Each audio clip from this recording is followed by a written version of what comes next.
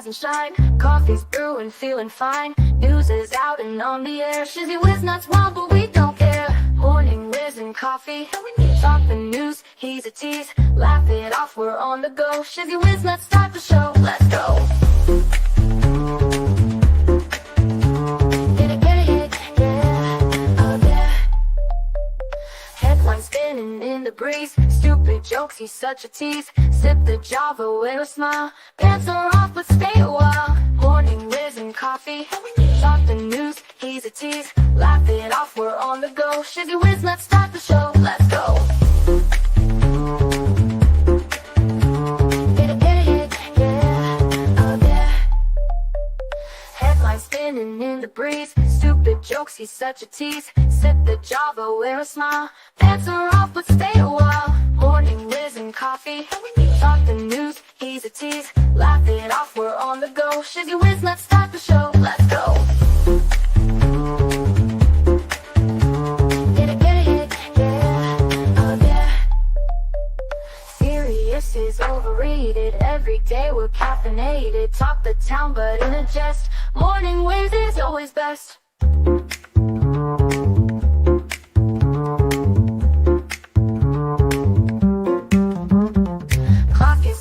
Time to run. Morning show's a load of fun. Grab your mug, don't spill a drop. Laugh your ass off till you pop.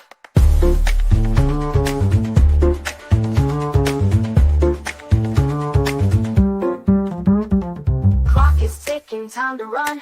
Morning show's a load of fun. Grab your mug, don't spill a drop. Laugh your ass off till you pop.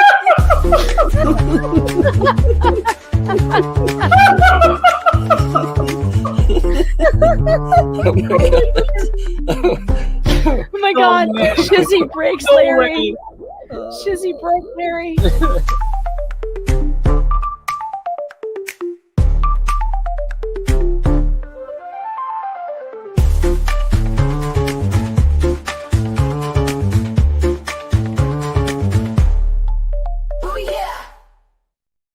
Good morning, everybody. What a day. Sorry if I was running a little bit late this morning. I just had to sleep in just that little bit of extra time I needed. Man, oh man, do we have a good one for you this morning? Do we have a good one? Why is this starting on time? It never starts on time. If we can avoid it. Good morning, Tracy Spencer. Good to see you. Betsy Weingarten. Captain Kern, Yvonne. Let's see who else we got here. Bonita, good to see you. Natalie Baker, thank you for the picture. That was a beautiful picture. I loved it. The beer and all. That was good. It was really good to see you. Debbie Webb, yes. Elka, nice morning. Nice morning. Here, we'll start out with a nice little palate cleanser for the morning, just so we can set the mood. Here we go. If your uterus has more confirmed kills than my AR, I'm clearly not the problem.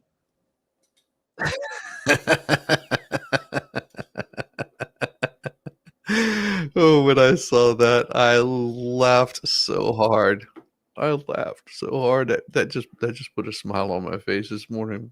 It was like chef's kiss. Unlike this unhinged lunatic. Okay.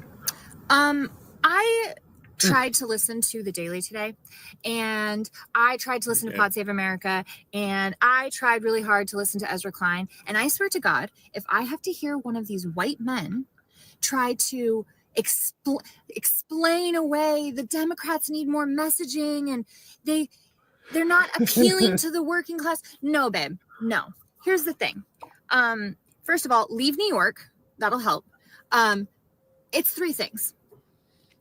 Bear with me here. The first is, as they eat if you go to alive. any small rural town, you will know three things pretty quickly. They hate women. The women even hate women.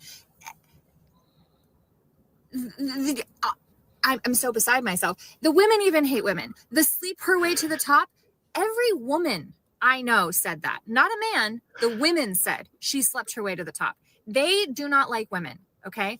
The amount of times that I've gotten maybe uppity at a bar and been told I was being uppity, and then somebody looks over to my husband and says, "Are you going to come get your girl?" Like I'm some dog to be leashed, is innumerable. Okay. They don't like women. The second thing that you will find out to be very true is that they don't like brown people. Okay. They think anyone who speaks Spanish as Mexican is going to steal your job. Literally. Where do you think that catchphrase "they came from? Okay. That's a real thing. They really believe that they're going to take your job. And they also believe that black people are going to mug them. Okay. Literally, that's what they think. And the third, and probably the most important thing that I need all of these pundits out of New York and DC to realize is they are stupid. These people are dumb. Okay. In your own papers over the summer, I read multiple pieces and studies about the illiteracy rate in this country, about whole graduation class showing up to college unable to read. The literal common denominator for reading, the lowest common denominator for most publications is a third grader. My 9-year-old can read better than like 25 million Americans. Okay? It is not complicated. The Democrats don't need to do anything different. Okay? In fact, one might argue that a lot of this context setting comes down to you guys. The amount of times leading up to the election that I heard, well, she's been in office for the last 4 years. Why hasn't she done anything? Well, that's what the Trump supporters think. Without the follow-up from you saying, actually, the vice presidency is symbolic and she has no power. Really? Reference Mike Pence. Vice presidency is just symbolic, huh? You never followed it up. You just kind of were like, this is what they think. And when you don't follow it up with correcting, it makes that idiocy seem like a fact. Okay. Now I could just be a condescending liberal, a college-educated condescending liberal. That very much is true. Probably. But I guess what I'm saying is why is the she movie crawling in her window? Idiocracy is more like a documentary for some of us. Okay. I'm surrounded by idiots everywhere. All right. And sometimes the simplest explanation is true. These people are racist, they're misogynist, and they're fucking dumb. All the children were left behind. Okay?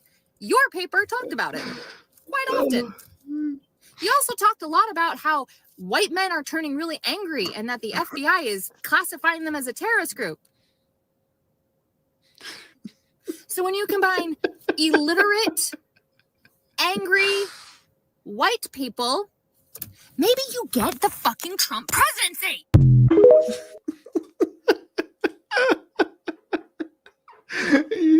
You're like, what in the hell is she talking about? It's just like, this happens whenever people get called out on their bullshit. They start eating their own. They want to blame everybody but their own damn selves. E.G. Radis was live on his own channel. Yeah, it was, Krause. Yeah, he was. He actually came by last night. It was pretty cool. He swung by for a little bit, and we had a good time last night. Yeah, it was a blast. Oh my gosh, last night was if you didn't catch last night's stream, you go see that. Oh my god.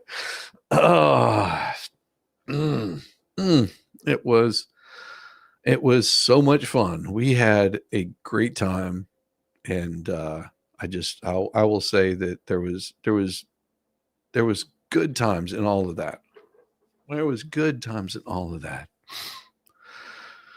I've got this one from last night, yesterday that I didn't get a chance to show, but I figured it would be. Oh, you missed a bit of it? No, it's fine. It's fine. We had a good stream last night. It was wonderful. Tug and Megan, they after they finished up, they sent a whole slew of people that came over. They came over, hung out, and just it was a good time last night. Good times were had. Good times were really had. We really touched on quite a few things with how these PR firms really go how would you put it? Balls deep on believing their own horse pucky.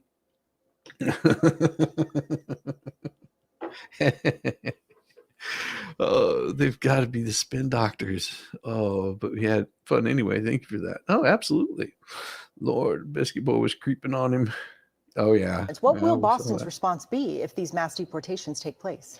Yeah, Oh. look, elections have consequences, and the federal government we is heard this responsible before. for a certain set of actions, and cities, no individual city can reverse or override some parts of that. But what we can do is make sure that we are doing our part to protect our residents in every possible way, that we are not cooperating with those efforts that actually threaten the safety of everyone by causing widespread fear and having large-scale economic impact. It's what will Boston. Oh, really? So they're gonna go. Benadryl kicked in. Diva Las Vegas. Oh, Diva. I hope you talk with your husband. We've got plans. We've got plans. Like really good plans, girl. Like if you're free this morning, I'll let you come by and we'll and let you hang out if you want to, because it's good. Oh my God, yes. Talk with your husband, most definitely. I know she does, but yeah, we've got some good plans for Christmas and for Thanksgiving for our Sunday streams right around that time. Oh my, it'll be good. Now Thursday isn't the Thanksgiving this Sunday isn't totally flushed out. This Sunday is not completely flushed out. We've got plans. We've got plans for this Sunday. But I will tell you, the Sunday around Christmas, it's gonna be good. It's gonna be good. You're not gonna want to miss any of the Sunday spices coming up. Now the Sunday after Thanksgiving, we won't be doing a Sunday spice. Well, we might. We'll see. We'll see how it goes. It's not planned that we will. We're not banking on it. You know, families in and out and all that kind of stuff. You have to take into consideration that people want to do holidays. They really want to spend times with sweet Mary Joseph. Yeah, it's gonna be good, Dictionary Diva. It's gonna be good. You might want to look at calibrating characters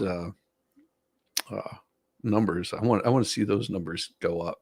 you guys might get quite a few people joining you, especially after last night. Oh my gosh. I think Megan Fox has a crush on Yamaha. She's got a big crush on Yamaha. It's good. No, that's so sweet of you, Tammy. That's so sweet of you. No, it's all beautiful, beautiful, man. It's a beautiful day. Oh, here we go. We'll start with our first story from PJ Media by Kevin Downey Jr. Blue-haired Marxist demons are on the run. Rejoice, patriots. After 4 long years of Democrat Party tyranny, the good guys are almost back in power. All power. It's been exactly 2 weeks. 2 weeks since Trump shocked the world on election day when he and Republicans nationwide clown slapped the pinkos with this historic victory, including keeping the House, though some dubious House races still haven't been called, winning the Senate and snagging the popular vote. And that's a clown slap trifecta. The pressure of Marxism has lifted for now, but communism is cancer, and cancer, like your neighbor's yippee chihuahua, does not sleep. The Sally Boys of Antifa, their bellies full of vegan energy and their faces covered by George Floyd tattoos, are regrouping as we celebrate. We've seen some flare-up protests in the usual toilet towns like Chicago, Philly, Portland, at least one Soviet flag, and the usual whiny signage about fascism and ending Israel's mythical occupation of Palestine. Factorama, please have your wealthy liberal friends go to their basements and tell their pale, protein-deprived, non-bearing offspring that Israel withdrew its forces from Gaza in 2005. The members of the narcissistic residents have been entertaining us by kindly posting their crybaby meltdowns so that we can cheer on their agony. As I said before, the best way to create communists is with mockery. It's their kryptonite. The only thing funnier than watching Maus and their delicious psychosynthesis and genuine comedy rises from the dust of the election and adds the musical background to their pain. Like this guy. Oh yeah, we saw this one. He just stood there and freaked out. I wonder if it's gonna do it. I'm done. I'm done. I'm done. I'm done with you. I'm done with you and your mother and your sister. Just done all of this. I'm sorry. No, no, no.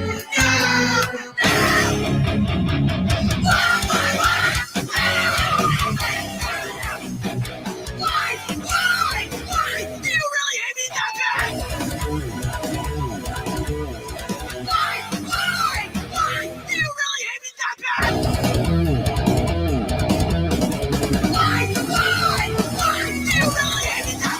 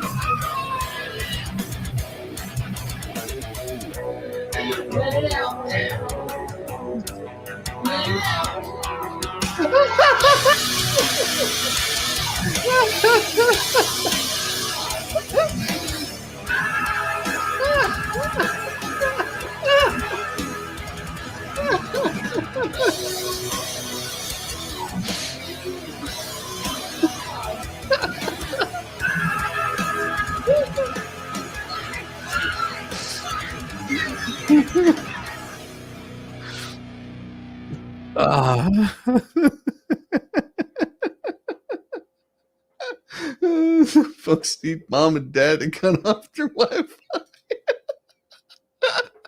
Oh God, yes. Now that we've had 2 weeks of bourbon and victory laps, I mean figuratively, please don't drink and drive. It's time to keep the glorious route going, unless the brainless street thugs have to go to Syria, London, and find Kafifia. We can't let up on the progressives. Trump's victory isn't the end of the war on communism. It's just the beginning. Factorama. If we'd lost this election, it would have been a knockout punch for the nation. The Democrats would have given illegal immigrants the right to vote, and we would never have another honest election again. That's how close we, the people, came to losing our nation. Assuming the battle is over is exactly what the Stalinites want you to think. Now is the time to fight for your right to party. Step up, voted in an election, making it too big to rig. We defend ourselves from certain extinction. Now the offensive begins, which is just necessary to weed out the enemy within. And we need to make some serious advances in the next 2 years. I couldn't agree more. Factorama, Duxbury, Vermont is the only town where you can actually run for a dog catcher. Here's a list of every office you can run for. Who knew your town had a cemetery trustee? Most importantly, we need to chase the pedo animals from our nation's school boards. Yes.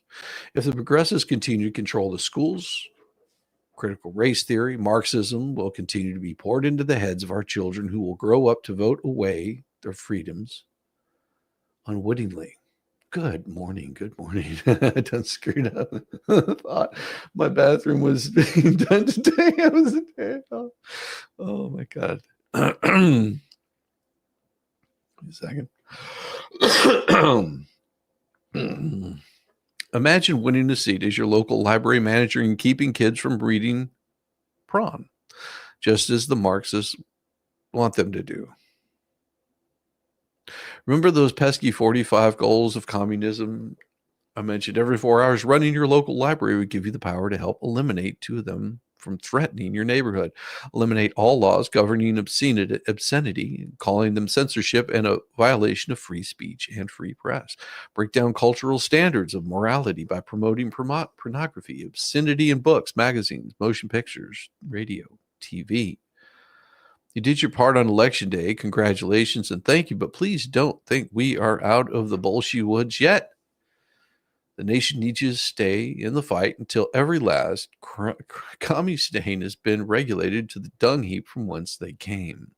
Our cities are still growing with foreign violent gangs, Chinese fentanyl, illegal immigrants who live off our taxes. Democrats and rhinos did this to us.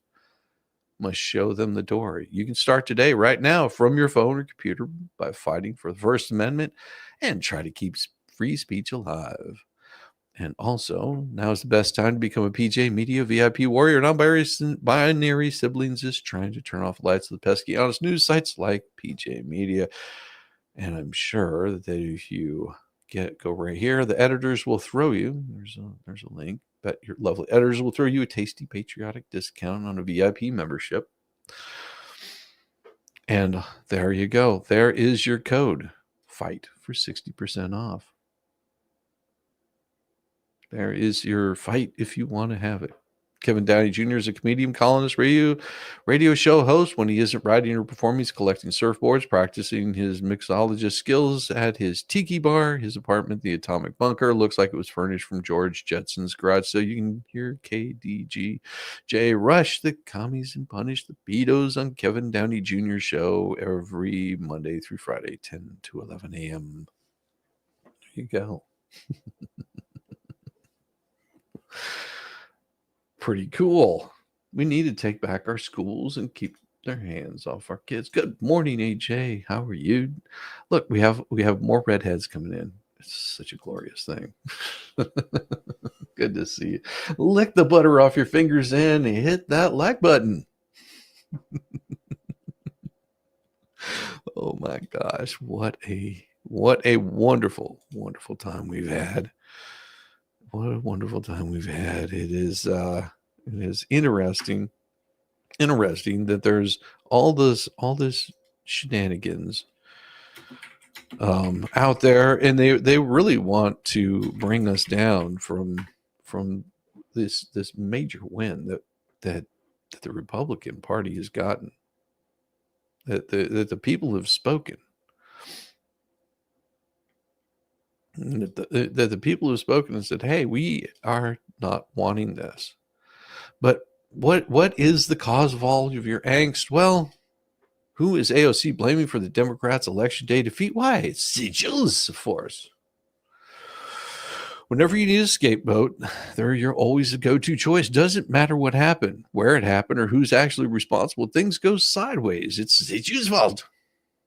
Hey, it worked for the little German artist, at least for a little while. Now Democrat congressmen, squad members, and all-around Alexandria Ocasio-Cortez is turning up my struggle into my excuse for the Democrats' fear.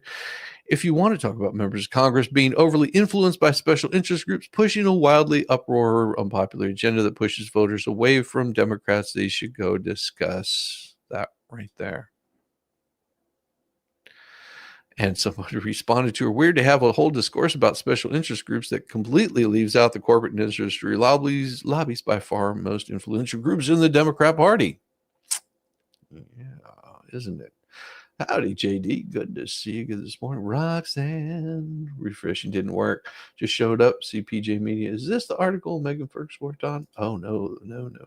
We've got the We've got a different article for her. She hasn't written anything new in a couple of days, and we read that the other day. But we will get you whenever we see some new stuff come out from Megan Fox. We will bring it up if it's falls into the realm of hitting my eye sockets. Of course, after claiming that Trump is just like the Hitlers most of the last decade, stealing a page from the my struggle to scapegoat the Jews is, even by liberal standards, brazenly, stunningly hypocritical. The Jews have a special award for it. Kaputs, I think that's right. Kaputs? I don't know. Presidential, I don't speak Yiddish. Sorry. It's a foreign language to me.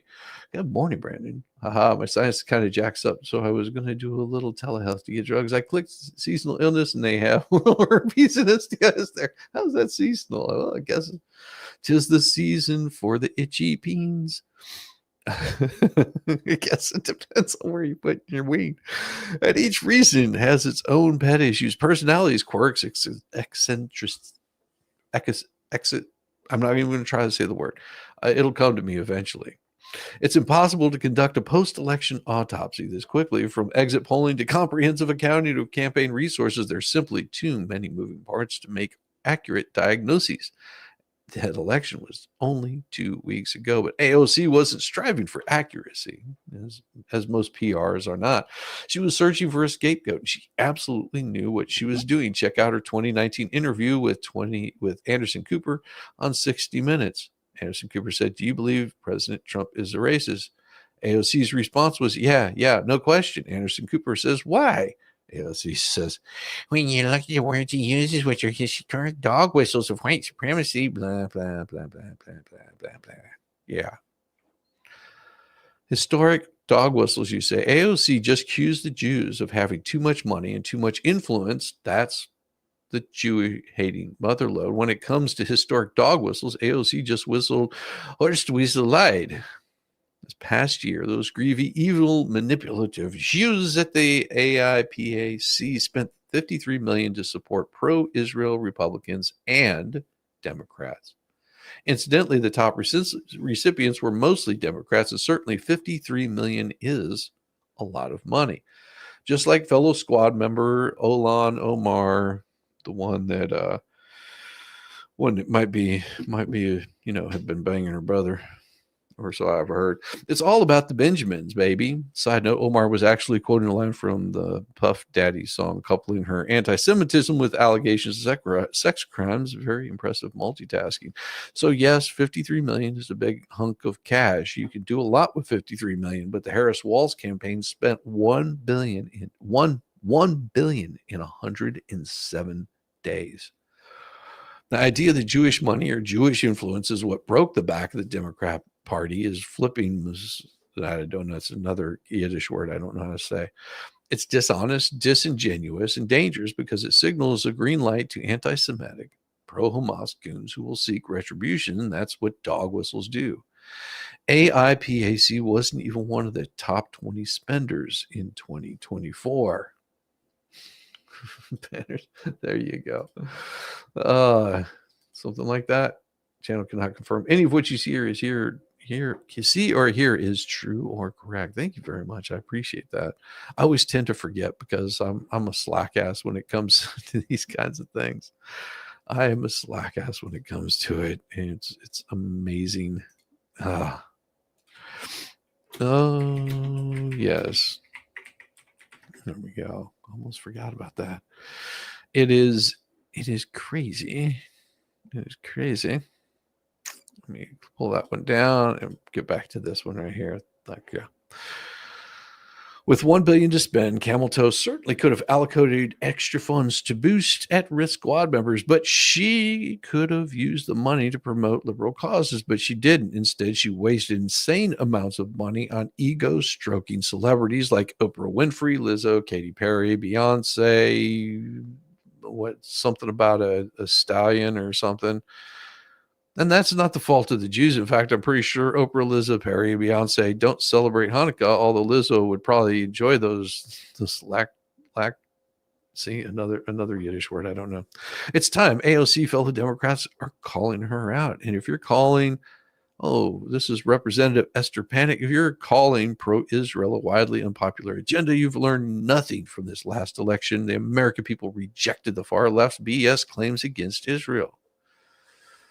Alexandria Ocasio-Cortez's big booty Latina. If people want to talk about members of Congress being over-influenced by a special interest group pushing a wildly unpopular agenda that pushes voters away from the Democrats, they could be disgusting. AARPC, yeah.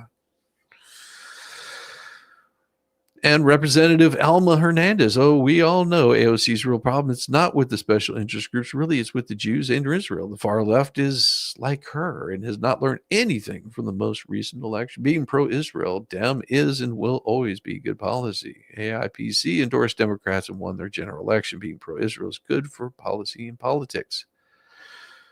By the way, what AOC calls wildly unpopular is supported by 80% of the American people.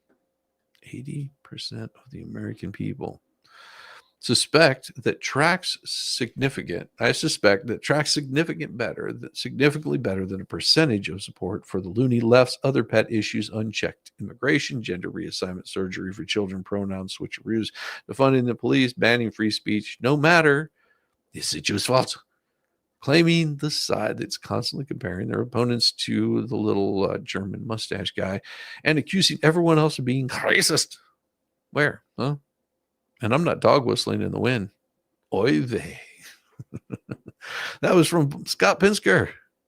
He's also in PR. You have to remember, the PR runs deep in these. What did telehealp, doctor, did you click on? Jeez, yeah. It's Mr. Itchy Balls here. Dr. Itchy Balls. Oh my gosh. This is going to be an interesting cycle. Because Trump has called for the dismantling of the education department. Here's what the AP thinks that would mean. What do you think they're going to say? What do you think they'll say? I could almost guess it's going to be some left-wing propaganda here. Washington AP, throughout his campaign, President-elect Donald Trump, he heaped scorn on the Federal Department of Education, describing it as being infiltrated by radicals, zealots, and Marxists. He has picked Linda McMahon, the former wrestling executive, to lead the department. But like many conservative politicians before him, Trump has called for dismantling the department altogether, a cumbersome task that would likely require action from Congress. The agency's main role, you think that it would require it. You're about to get a tasty treat. The agency's main role is financial. Annually, it distributes billions of federal money to colleges and schools and manages the federal student loan portfolio. Closing the department would mean redistributing each of those duties to another agency, which I'm sure they'll be up to the task whenever you start cutting the budgets for them also. I'm sure that they will be more than willing to jump in and keep a damn job by cutting jobs. I mean, you've been distributing the money to different people. So what's to say that you just don't get ex-nayed from that job?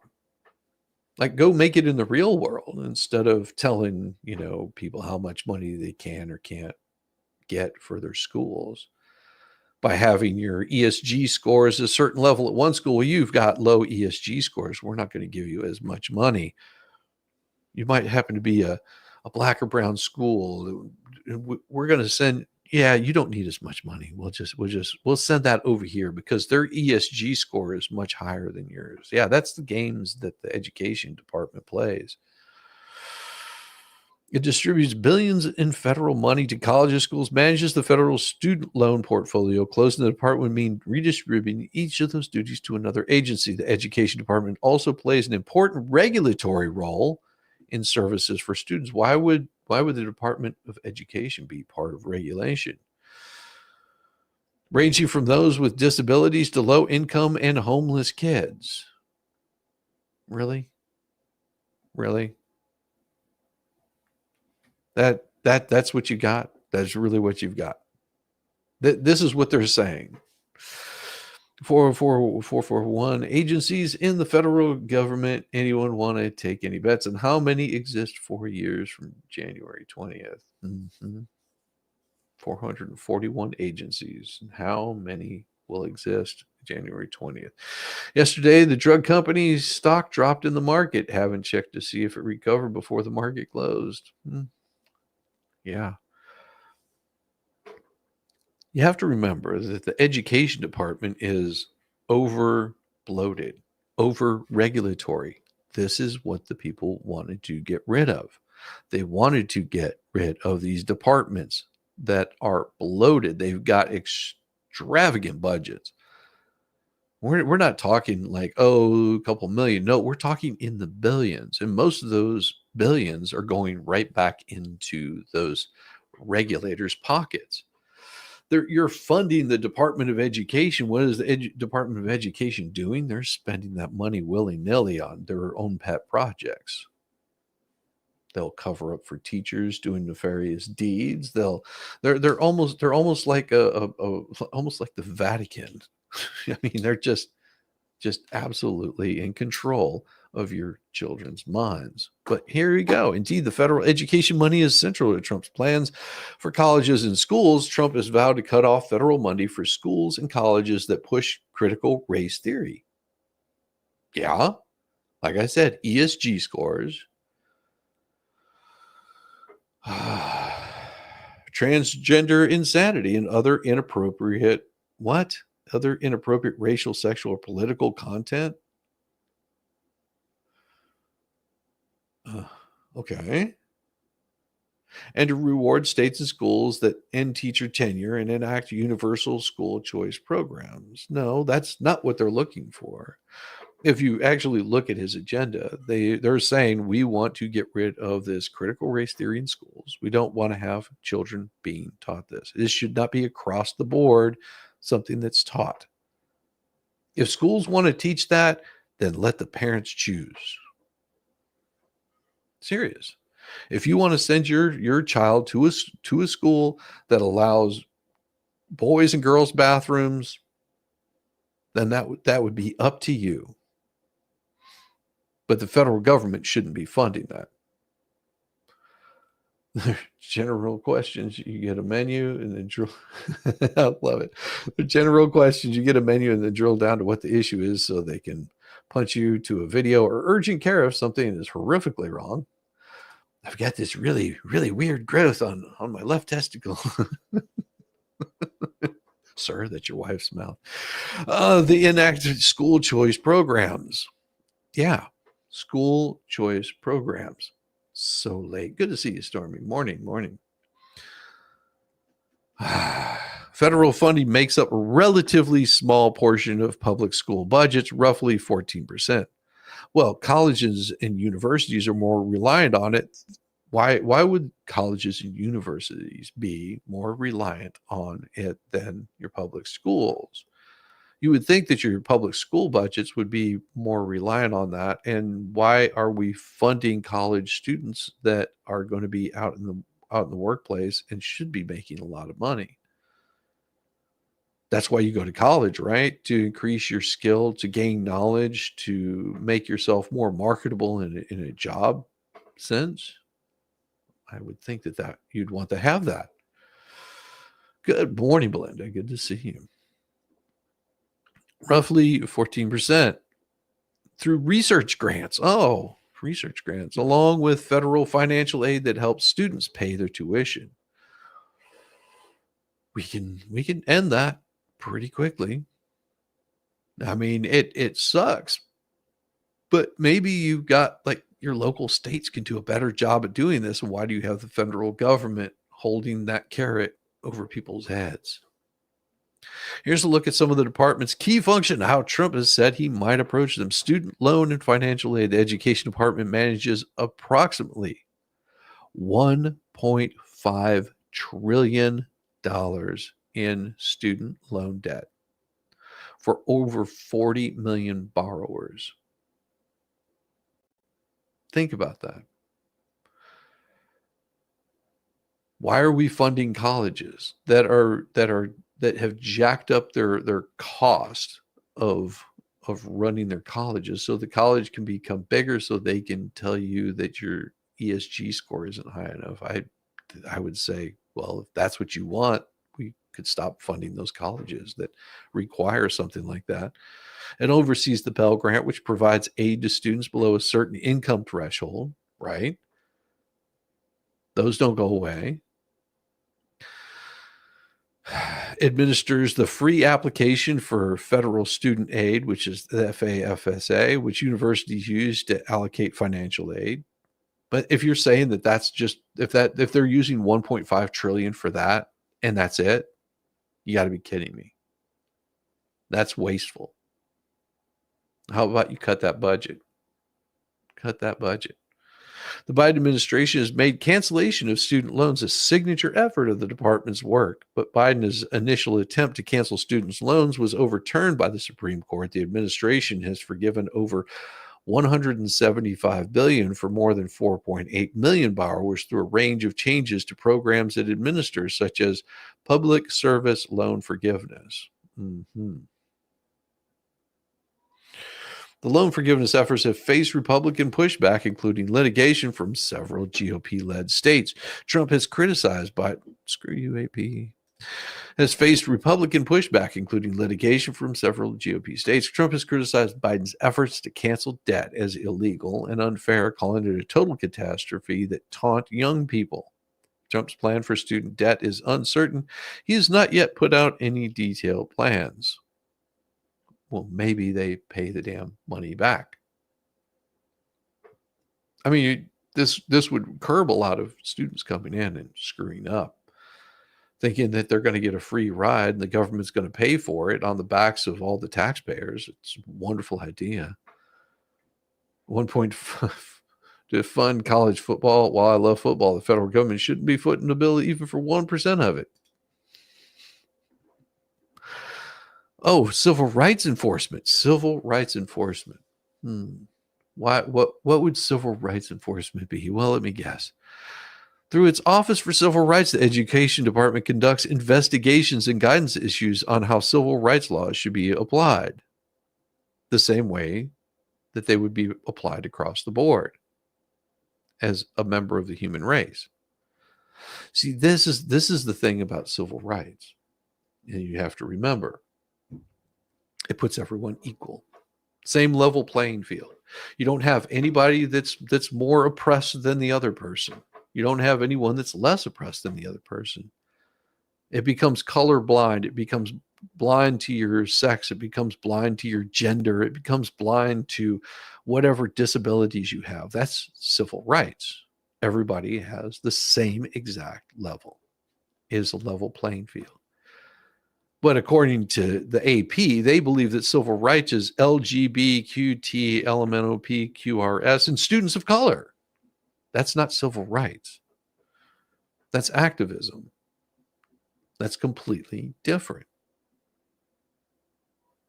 Because now this is why you lost Democrats in the first place, is you had everybody in their own little buckets, and you shat on every single one of them. You pit people against one another, and then you sit back and you go, I can't understand why nobody likes me, because you started the fucking fight. Generally, people get the fuck along pretty damn well, or they don't. And whenever you have civil rights that you consider to be, oh, it's only for these qualified, classified people, then it's not civil rights. The office also oversees large data collection projects that tracks disparities in resources, course access, and discipline for students of different racial and socioeconomic groups. And that needs to end. This right here, civil rights. Remember, civil rights does not have anything for different racial or socioeconomic groups. It's all the damn same. Thank you, Diane. I appreciate it. Trump has suggested a different interpretation of the civil rights role. In his campaign platform, he said he would pursue civil rights to stop schools from discriminating on the basis of race. He described diversity and equity policies in education explicit, unlawful discrimination, said colleges that use them will pay fines and have their endowments taxed. Absolutely. I could not agree more. Trump has also pledged to exclude transgender students from Title IX projects. Oh, well, what does that mean? Transgender students. It means that men aren't going to be able to get anything from these Title IX projects, which were put in place to protect women and give them a safe place.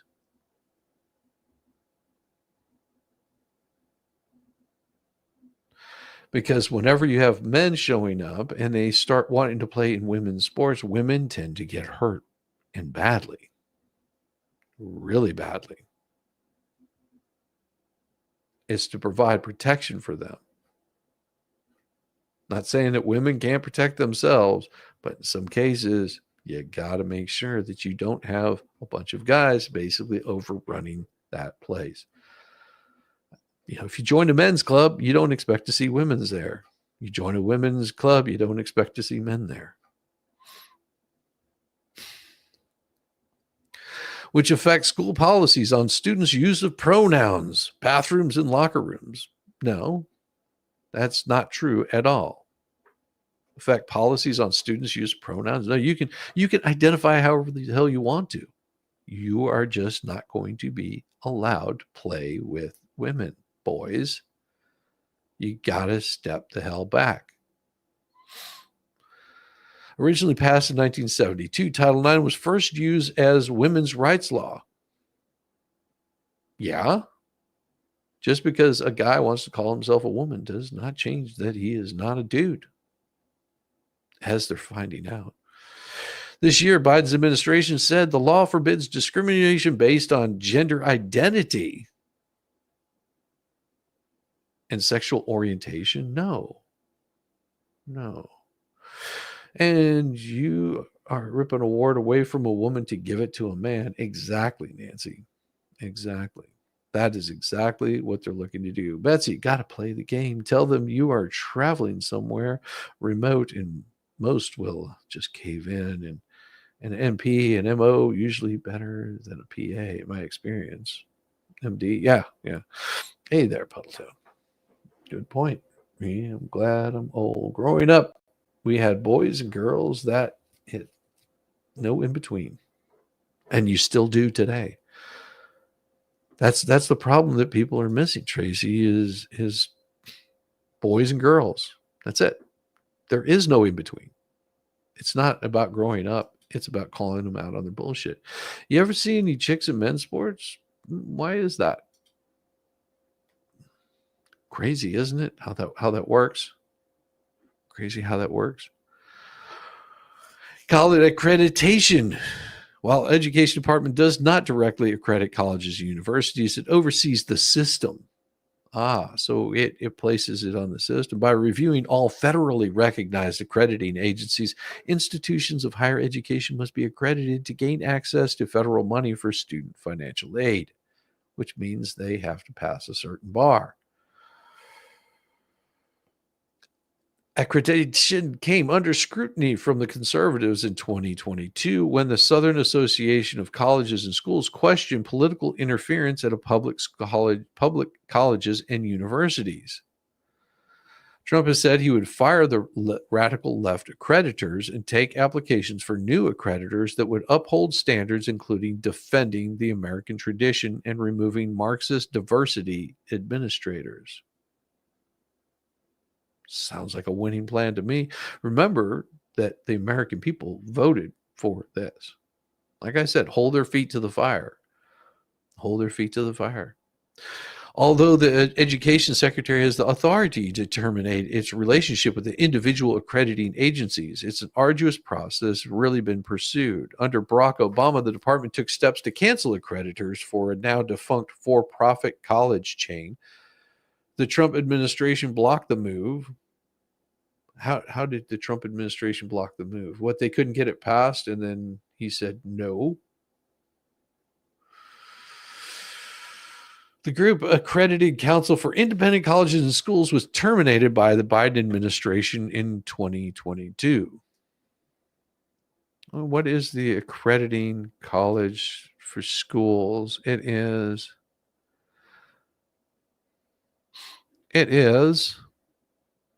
Oh, wow, that's been arresting. ACICS was established by the request of Benjamin Franklin Williams, president of Capital City Commerce College in Des Moines, Iowa.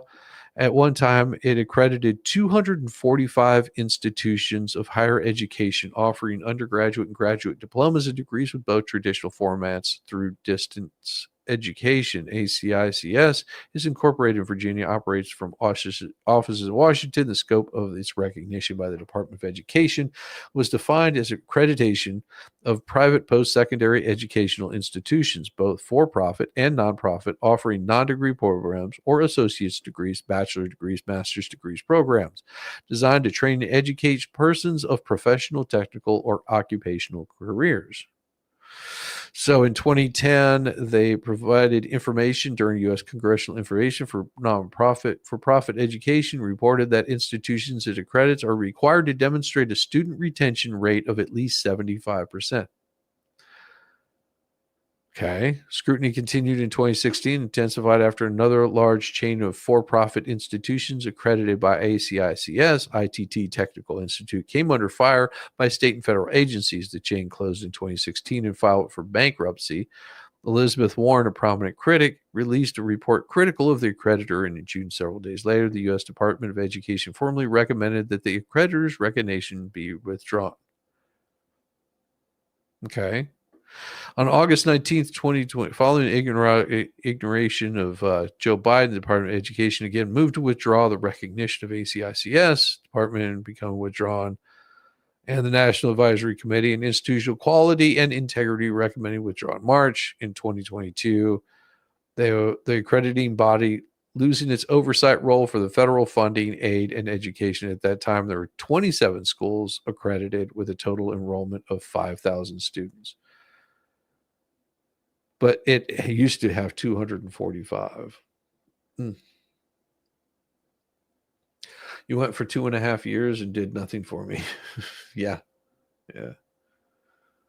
My daughter and granddaughter's teacher changed because she kept telling them about same-sex marriages.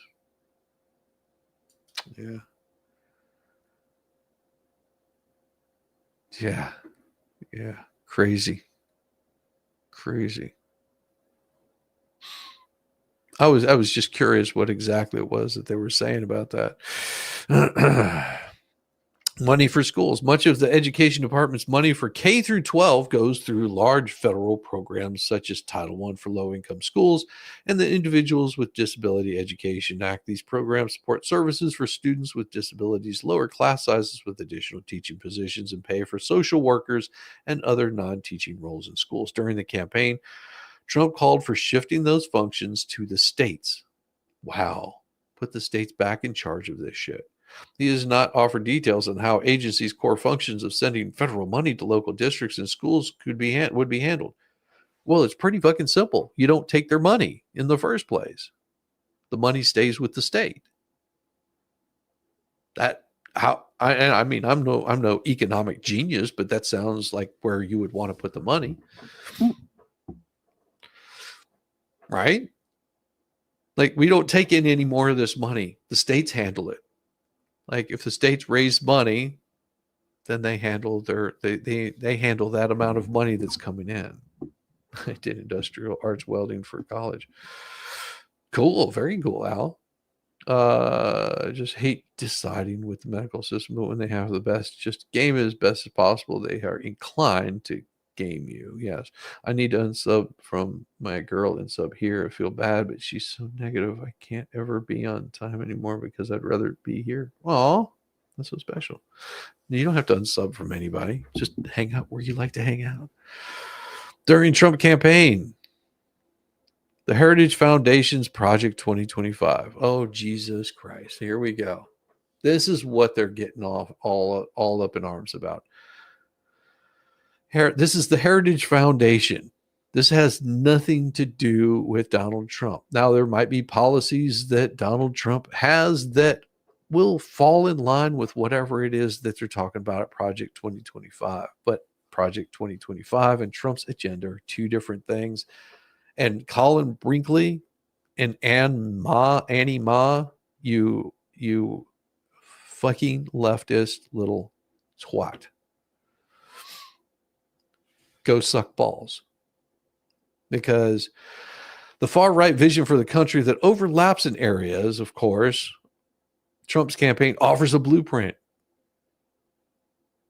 Don't care. Don't care about Project 2025. AP, go suck a nut. Go to hell. You lost. You lost the narrative. Jeez, what a bunch of whiny ass little bitches. I think I need a palate cleanser. Maybe I need some coffee. That's what I need. I need to get some coffee.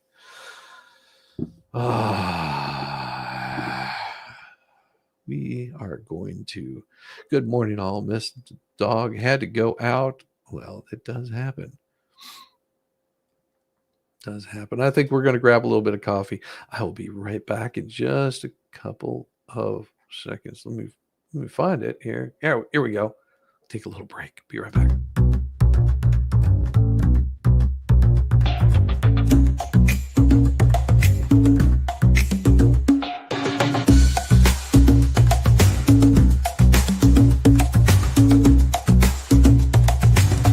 And Shizzy, when it's chat, we thrive. Where Shizzy does dance and memes arrive. No quiet moments, no dawn night. We laugh and funny sight. Oh, Shizzy's crowd, you're wild and true. With crazy gigs and jokes that flew. We're living pixels in the stream. A digital dream. A shared daydream. From shoutouts to those random screams. To inside jokes and endless memes. We talk and Shizzy, when it's chat, we thrive. Where Shizzy does dance and memes arrive. No quiet moments, no dawn night. We laugh and funny sight. Oh, Shizzy's crowd, you're wild and true. With crazy gifts and jokes that flew. We're living pixels in the stream. A digital dream. A shared daydream. From shoutouts to those random screams. And inside jokes and endless memes. In Shizzy, when it's chat, we thrive. Where Shizzy does dance and memes arrive. No quiet moments, no dawn night. We laugh and funny sight. Oh, Shizzy's crowd, you're wild and true. With crazy gifts and jokes that flew. We're living pixels in the stream. A digital dream. A shared daydream. From shoutouts to those random screams. From inside jokes and endless memes. We type our hearts, we spam the love. Our chat rooms like a lit up club. Our chat rooms like a lit up club. Oh, Shizzy's crowd, you're wild and true. With crazy gifts and jokes that flew. We're living pixels in the stream. A digital dream. A shared daydream. Ooh, yeah, we come together night and day. We laugh, we play in our way. A family in a cyberspace. Loving hearts in this virtual place. Oh, Shizzy's crowd, you're wild and true. With crazy gifts and jokes that flew. We're living pixels in the stream. A digital dream. A shared daydream.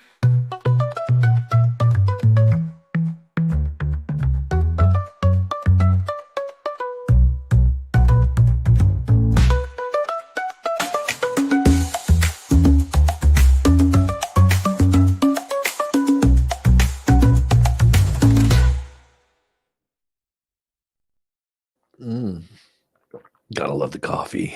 Oh, yeah. Nice, calming palate cleanser. We love it. We love it. But do we really want to have this kind of thing right here? Just imagine hearing this. And I credit George Bush and his administration for assembling this new intelligence community. They passed the Patriot bill that allows and takes the handcuffs off our intelligence services. Policymakers back here use words like illegal wiretap. The domestic surveillance program of the NSA. It could be abused. We're already seeing pressure on the Patriot Act that maybe we don't need it now. Couldn't be further from the truth. The bulk telephone metadata program is legal and effective. Provisions of the Foreign Intelligence Surveillance Act expire at the end of this month. We need to rapidly reauthorize these provisions, and we need to work toward making these tools permanent as a part of our arsenal. Self-restriction, big problem in the U.S. intelligence collection. We're the only intelligence service in the world that is forced to go to a court. We always joked in the intelligence space, we would love to get 1/10 of what Google has on you. I supported these programs when they were classified, and I support these programs today.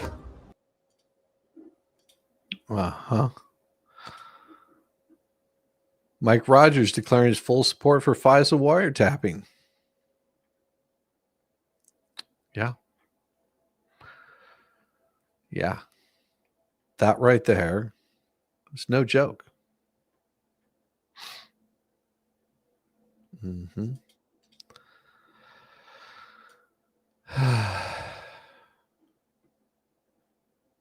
But they're not after me. Yeah, screw that. Exactly. Like I said, call these people out whenever they need to be called out. I always get scolded by your doc for the derailments. I don't think so. I don't think so. I'll make you some French toast so you can run it off later. Shame on you, Paul Town. How dare you tempt these ladies? This is for President Biden, Vice President Kamala Harris, and all the Democrats that are in office. Do something. Stop this. You tell us for months what a danger this man is, and now he is proving it to everybody, and you guys are nowhere to be found, and nothing is being done. People are demanding a recount. People are demanding something be done.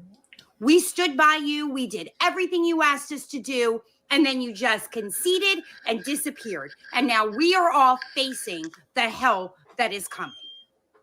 Nothing that we can see is being done about this. Nothing. You need to do the dog something, whining, because this is our lives on the line. You want democracy? Fight for it. We're doing what we can. We don't have the power. You do.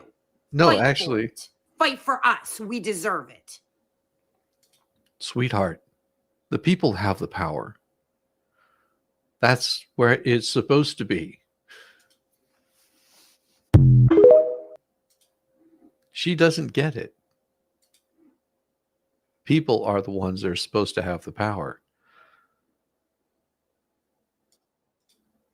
I mean, think about this. The whole time that they've been yelling and screaming about, oh, we've got these people that are going to be appointed into these positions. We've got people that are going to be running the school boards. They're going to be handling the board of education. They're going to be handling, dismantling all of these bureaus, all the bureaucracy. Now, anybody that sits there and goes off about RFK, well, here, this Dems, here's what you voted for. If an underpass was constructed such that a bus carrying mostly Black and Puerto Rican kids to a beach, or it would have been, in New York was designed too low for it to pass by, that obviously reflects racism that went into those design choices. I don't think we have anything to lose by confronting that simple reality. And I think we have everything to gain by acknowledging it and then dealing with it, which is why the Reconnecting Communities, that $1 billion, is something we want to get to work right away. If an underpass, this was your current transportation secretary.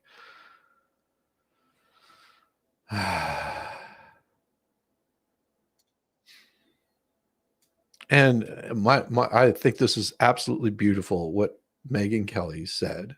Yeah. Oh no, that he actually said that. Yeah. What? Yeah. Mm-hmm. They've lied so much that people have lost touch. Yes. Love what Megyn Kelly said to the crew at Morning Joe. The crew at Morning Joe. This is from Megyn This Kelly. morning, it's the dawn of a new day. Glenn, let's watch. Joe and I went to Mar-a-Lago to meet personally with President-elect Trump. It was the first time we have seen him in 7 years.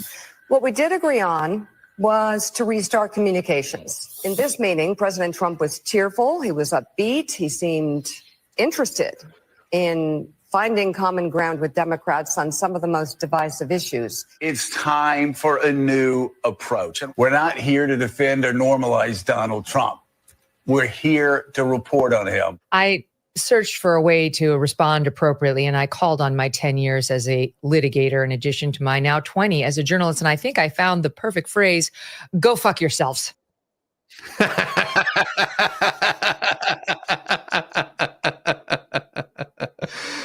Oh yeah. Oh yeah. Oh yeah. Yeah, that was a beautiful thing. That was a beautiful thing. I think I'm gonna clip that and use that in my sound bites. Oh my gosh. I think I'm gonna use those in my sound bites because that one's beautiful. Yes, love her. Man bites dog. Democrat comes out against election frog. What? Election frogs? Up until now, Pennsylvania Governor Josh Shapiro's principal claim to fame outside of the Keystone State is that Camel Toe considered him for the vice presidential spot on her illustrious 24 Democrat ticket, but ultimately decided to go with Tim, what is a man, Waltz in avoidance to avoid the ire of the legions of the Jew haters who have come out of the woodwork on the left since Hamas massacred 1,200 Israelis on October 7th, 2023. Now, however, Shapiro deserves kudos for the rarest actions among Democrat politicians doing the right thing. Bucking his own party actually come out against efforts in the Pennsylvania to steal the Senate election for Bob Casey. Fox News reported Monday that Shapiro is siding with the state's high court after the justices ruled that the faulty mail-in ballots can't be counted amid the contentious recount, delivering a victory to Republican Party officials. And this is important, as Democrat county officials in Pennsylvania have been defying the court's directive not to count mail-in ballots that lack dates or have other irregularities.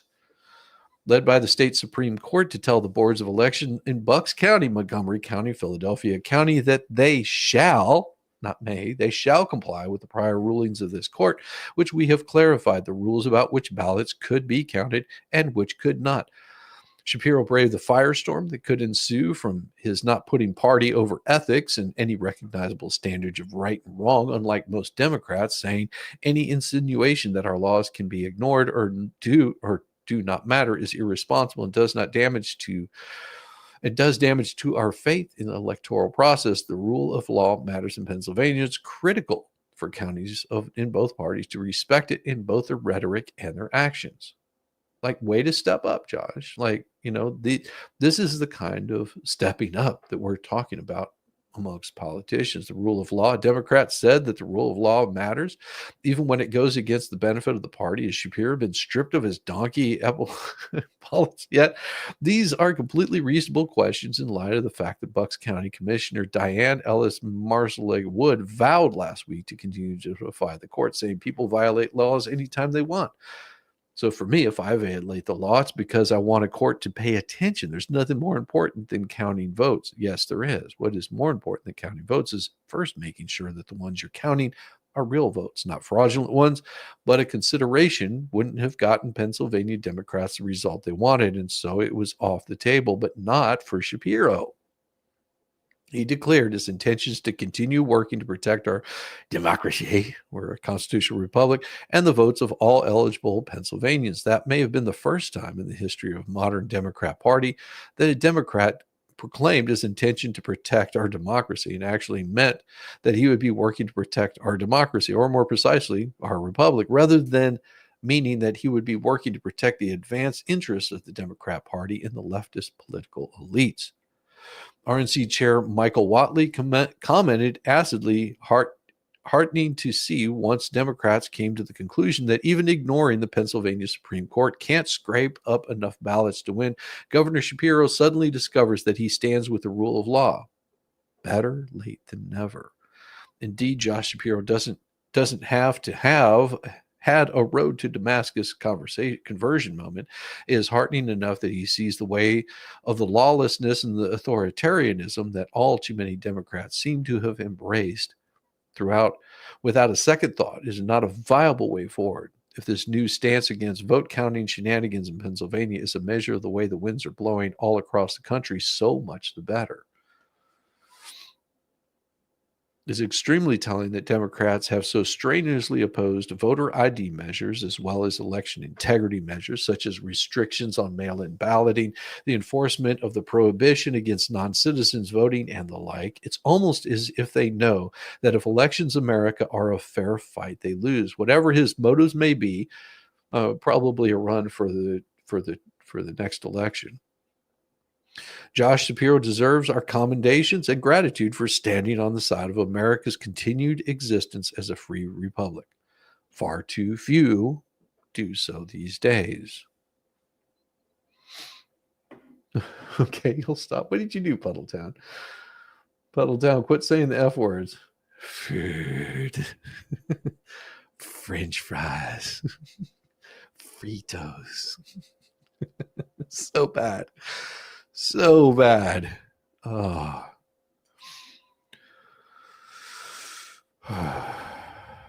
There was something else I wanted to talk about here, and let me see if I've got that particular one pulled up. No, I'm not talking about that one yet.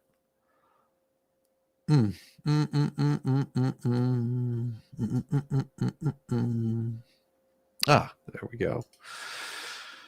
This next one's going to be a really interesting one for you guys, but I do have another one of these for you. Now I will let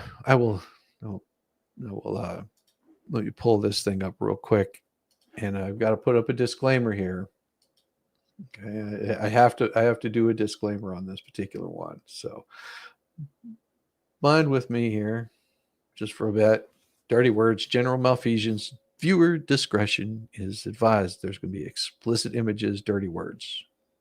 Okay, just letting you guys know ahead of time. Putting a little bit of disclaimer up here. This is in from a news source. Ukraine fired 6 U.S.-made missiles here at Russia's Bryansk region. Russia's defense ministry just releasing that information days after U.S. President Biden eased those restrictions on Ukrainian use of American-made weapons in the war that is now marking its 1,000th day. Ukraine claimed it hit a military weapons depot there in the middle of the night, though it didn't specify what weapons it actually used. The Ukrainian General Staff said that multiple explosions and detonations were heard in that targeted area. Ukraine fired 6 U.S.-made missiles here. Yeah. This is dangerous. Why would it? Why you say? Well, why could this be dangerous? Why could this be dangerous?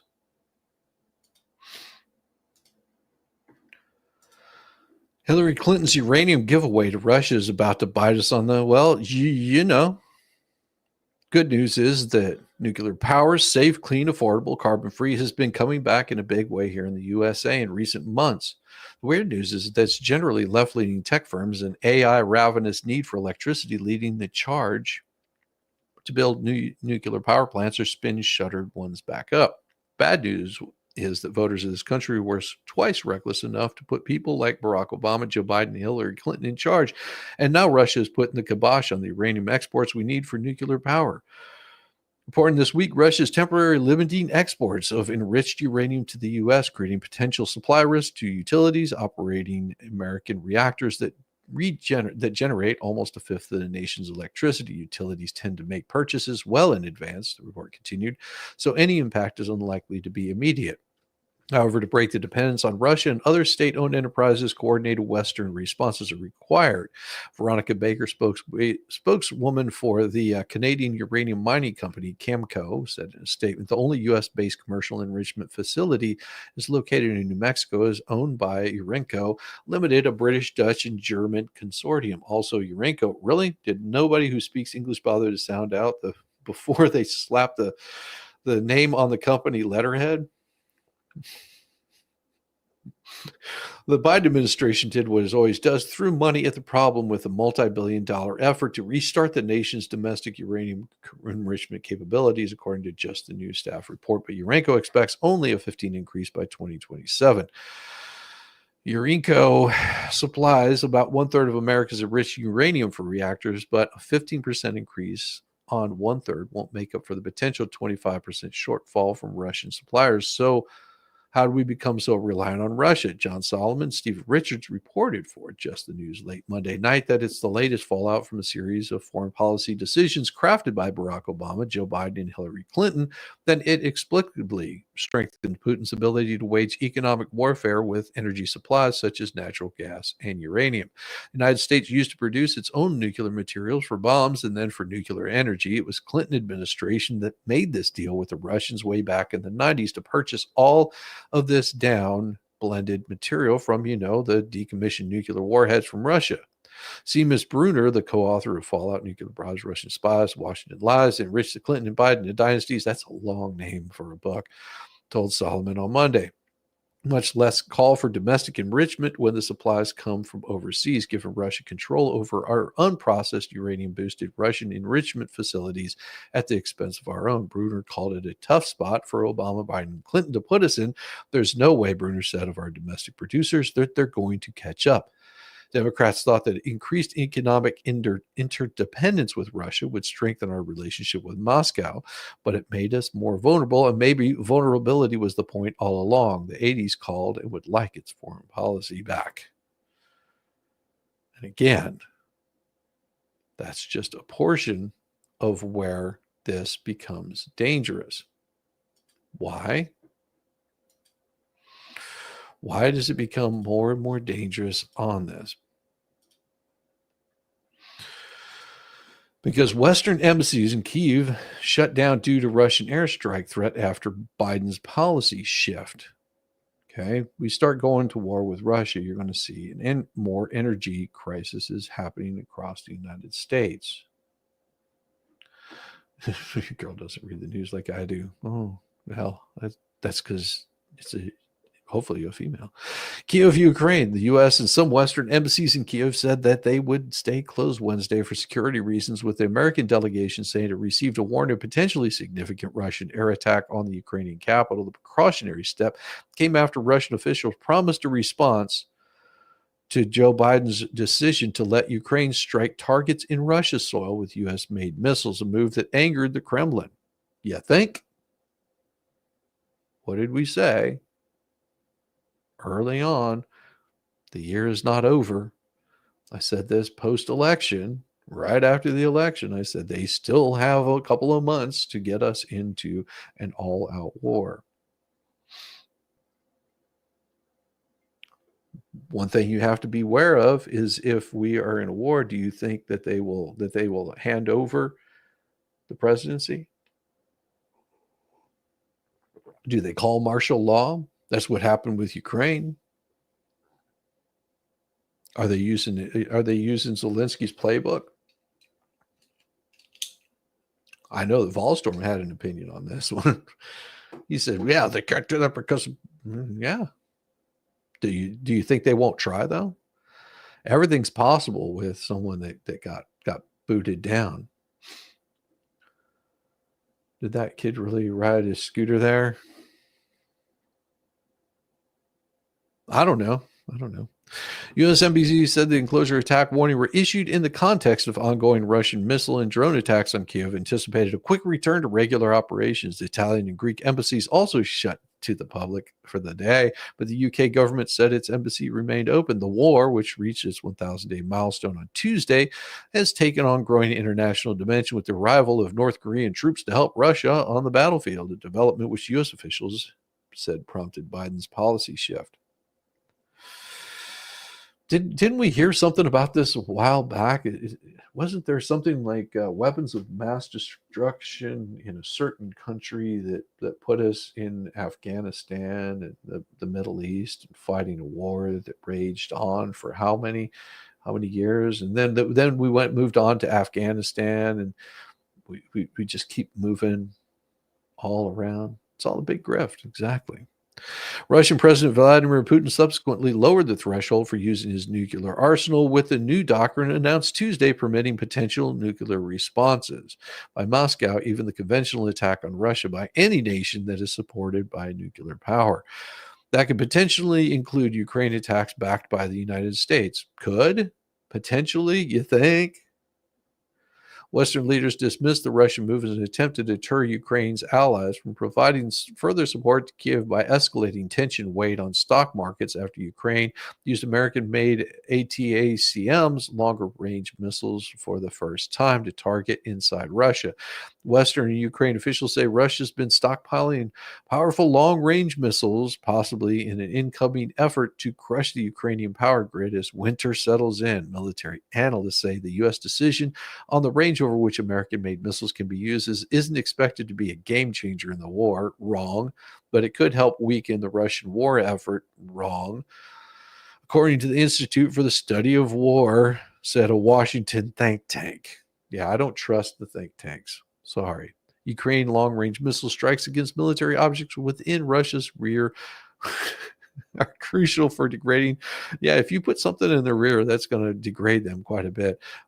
Capabilities throughout the theater, it said. Meanwhile, North Korea recently supplied additional artillery systems to Russia. According to South Korea, it said North Korean soldiers were assigned to Russia's Marine and Airborne Forces units, and some of them having already begun fighting alongside the Russians on the front line. Ukraine struck a factory in Russia's Belgorod region that makes cargo drones for the armed forces in an overnight attack, according to Andrew Okolikov, head of the counter disinformation branch of Ukraine's Security Council.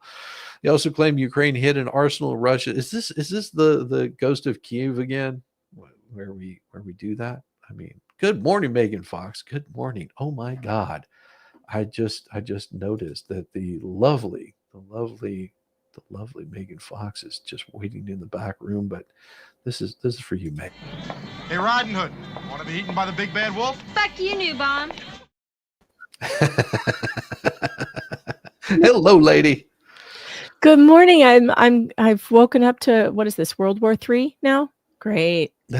Yeah. It's looking like they're really wanting to start some shit, aren't they?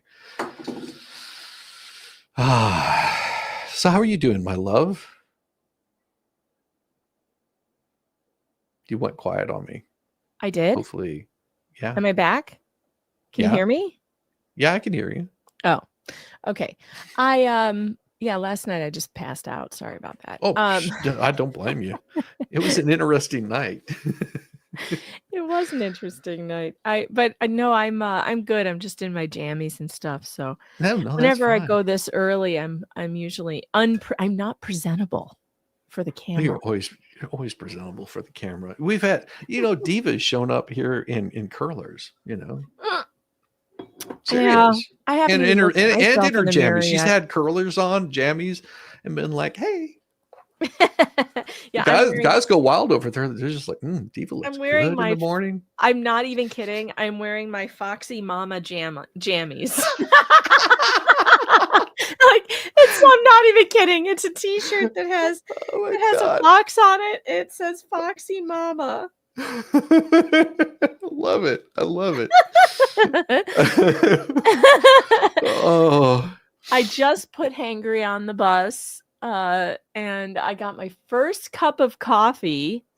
Always the best. And I just always the best. I just took my first sip. Shall we take a sip together? Oh yes. Cheers. Cheers. We can always fill up our cups with some salty tears, because we do have some. Oh, great. I love salty tea. I feel like I can't do much. I can't do much on my program of really wallowing in all of it and just loving it. I can't, because there's too many. I have too many lefties who watch my show. I don't want to Well, alienate them that badly. No, don't alienate them. I have lefties that watch this show too, and if they haven't realized how fun this is probably going to get me a strike, but I don't care. I'll delete it later. You guys get to watch it before it gets struck down. This is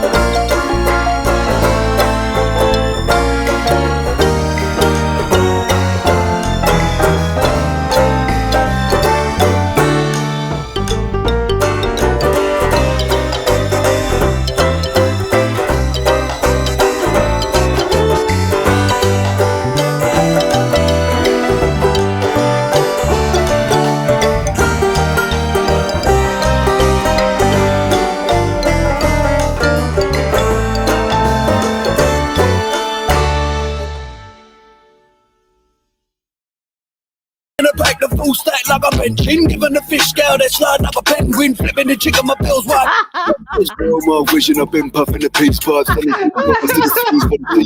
my taillines and the seams of my levers with a stack of a nigga wait on.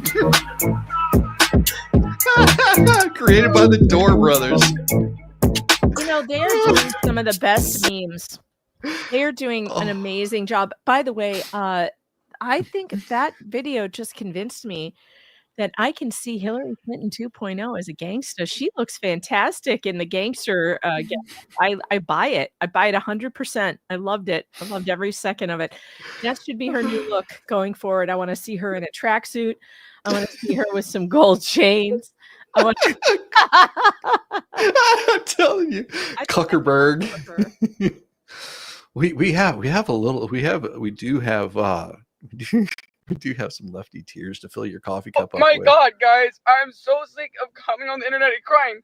But guess what just happened to me? Like, you will never guess. Second table of the night, guys. I like nasty old man. He leans in, he's like, "What's your name again, young man?" Phil, like, what can I do for you? Why do you look like a girl? Why are you wearing earrings and prancing around with... Oh my God. Like, I could not even let it... What a disgusting thing to say, sir. Like, what a disgusting... Well, why do you look like a girl? Like, I had to put my hands up and say, please stop. Like, I have to go back in. I have to finish working. I have to finish my tables. Like, yes, I don't even think this is I real. love it here. This is Like, not a story. I didn't even do anything. Yes, like, I it just is real. work. 500 for Like, yes, things I that have to wear a didn't stupid happen. fucking wig. Sorry, I dyed my hair. Like, this makes this seem like an actual joke, but this is like real. Like, okay, hi, welcome to work. What can I get for you? No, I don't even believe her. I don't believe her. I don't believe that someone eating his dinner took time to say to a waitress or a waiter, "Why do you look like that?" I don't even believe that. People don't act like that. I waited tables. Nobody cares about you. They're focused on the person across the table from them and on their food. And all they care about is when is the food coming. That is 100% fake story. Yes, but they're triggered. I got another fake story for you.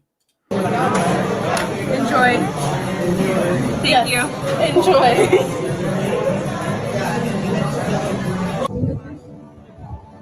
Enjoy. Enjoy. Is she kidding? No, she's serious. Why is enjoy a problem? Well, because, enjoy, because she's worried about her weight. What? Well, then why did she order all that food? What? Put down the fork. Or just eat the food and enjoy it. That person said enjoy. Why shouldn't she enjoy her food? I don't know. These people are crazy. All right, let's see. I don't know. Let's fight about it. Let's get into a fight about it. Come on. Let's go. Here, we've got to start the music. We need to start some drama. We have to start some drama for the internet. We got a palate cleanser for you, though. Okay, so I've got to get the music in there. Do you save all of the crazy weird stuff for when I'm here? Oh, I save it for later on in the stream. So this is your palate cleanser for today. We got to get the music right. Okay, you ready?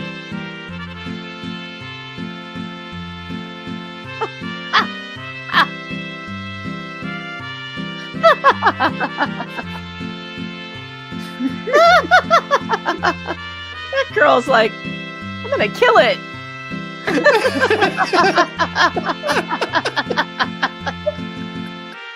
I love this video. This is great. Oh, what a great idea. I love that little girl's face.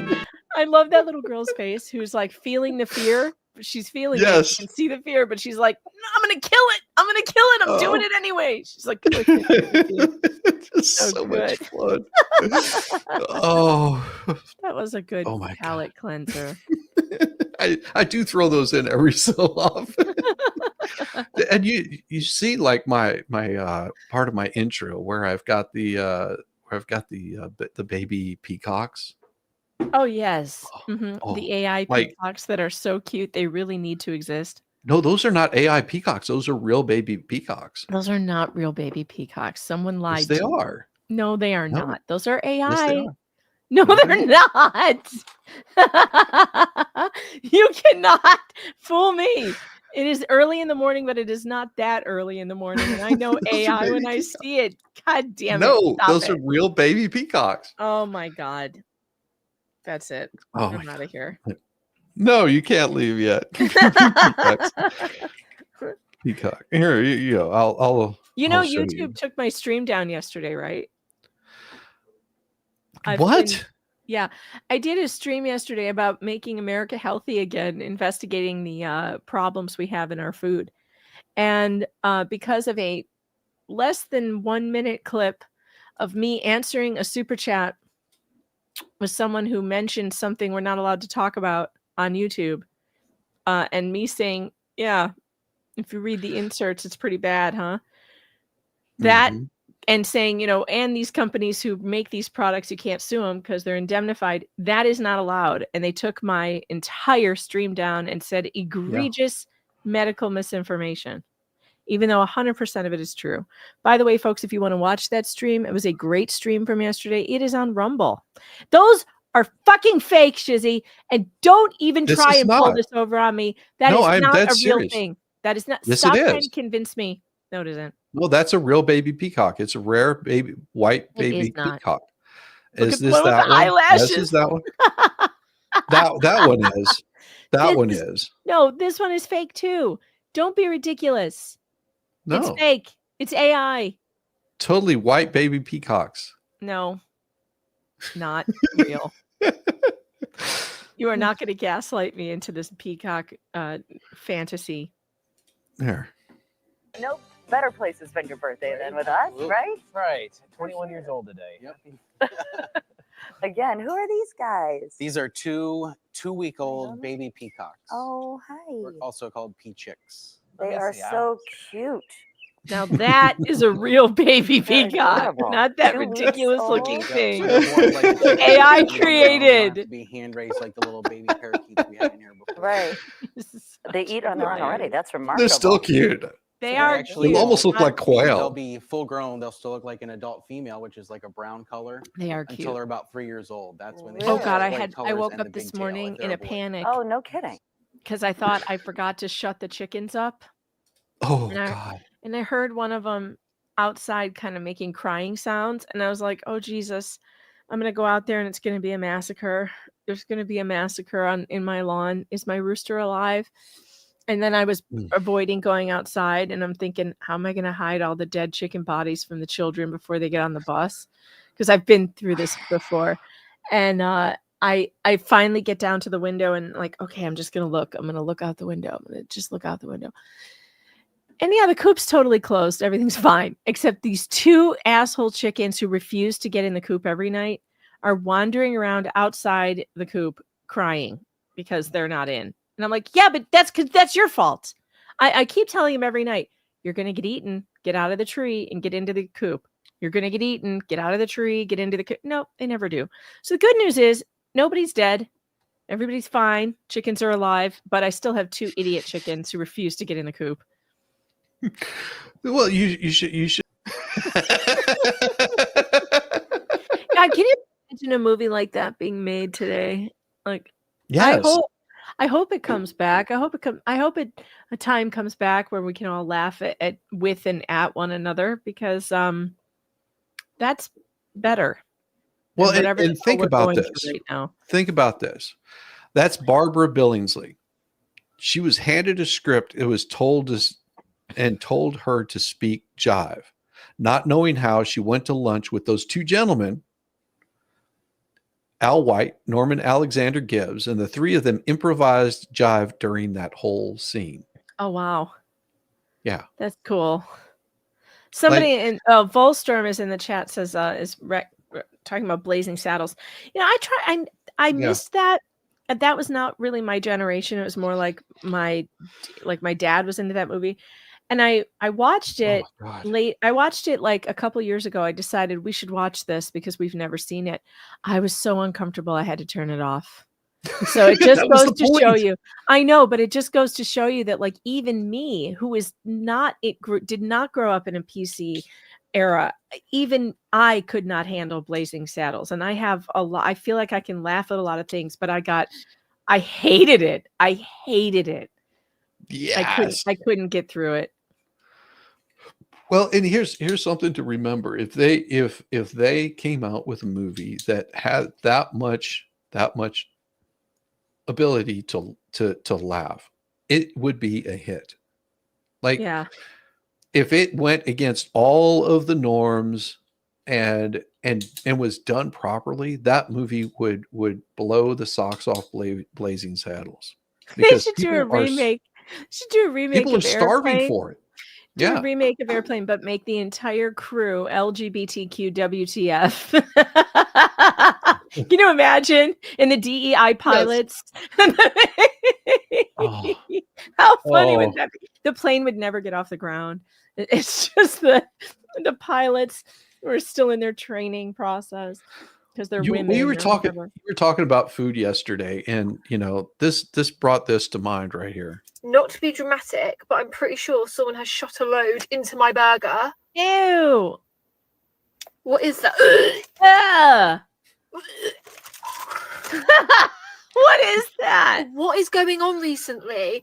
I'm finding fish on my doorstep. Baby batter in my burgers.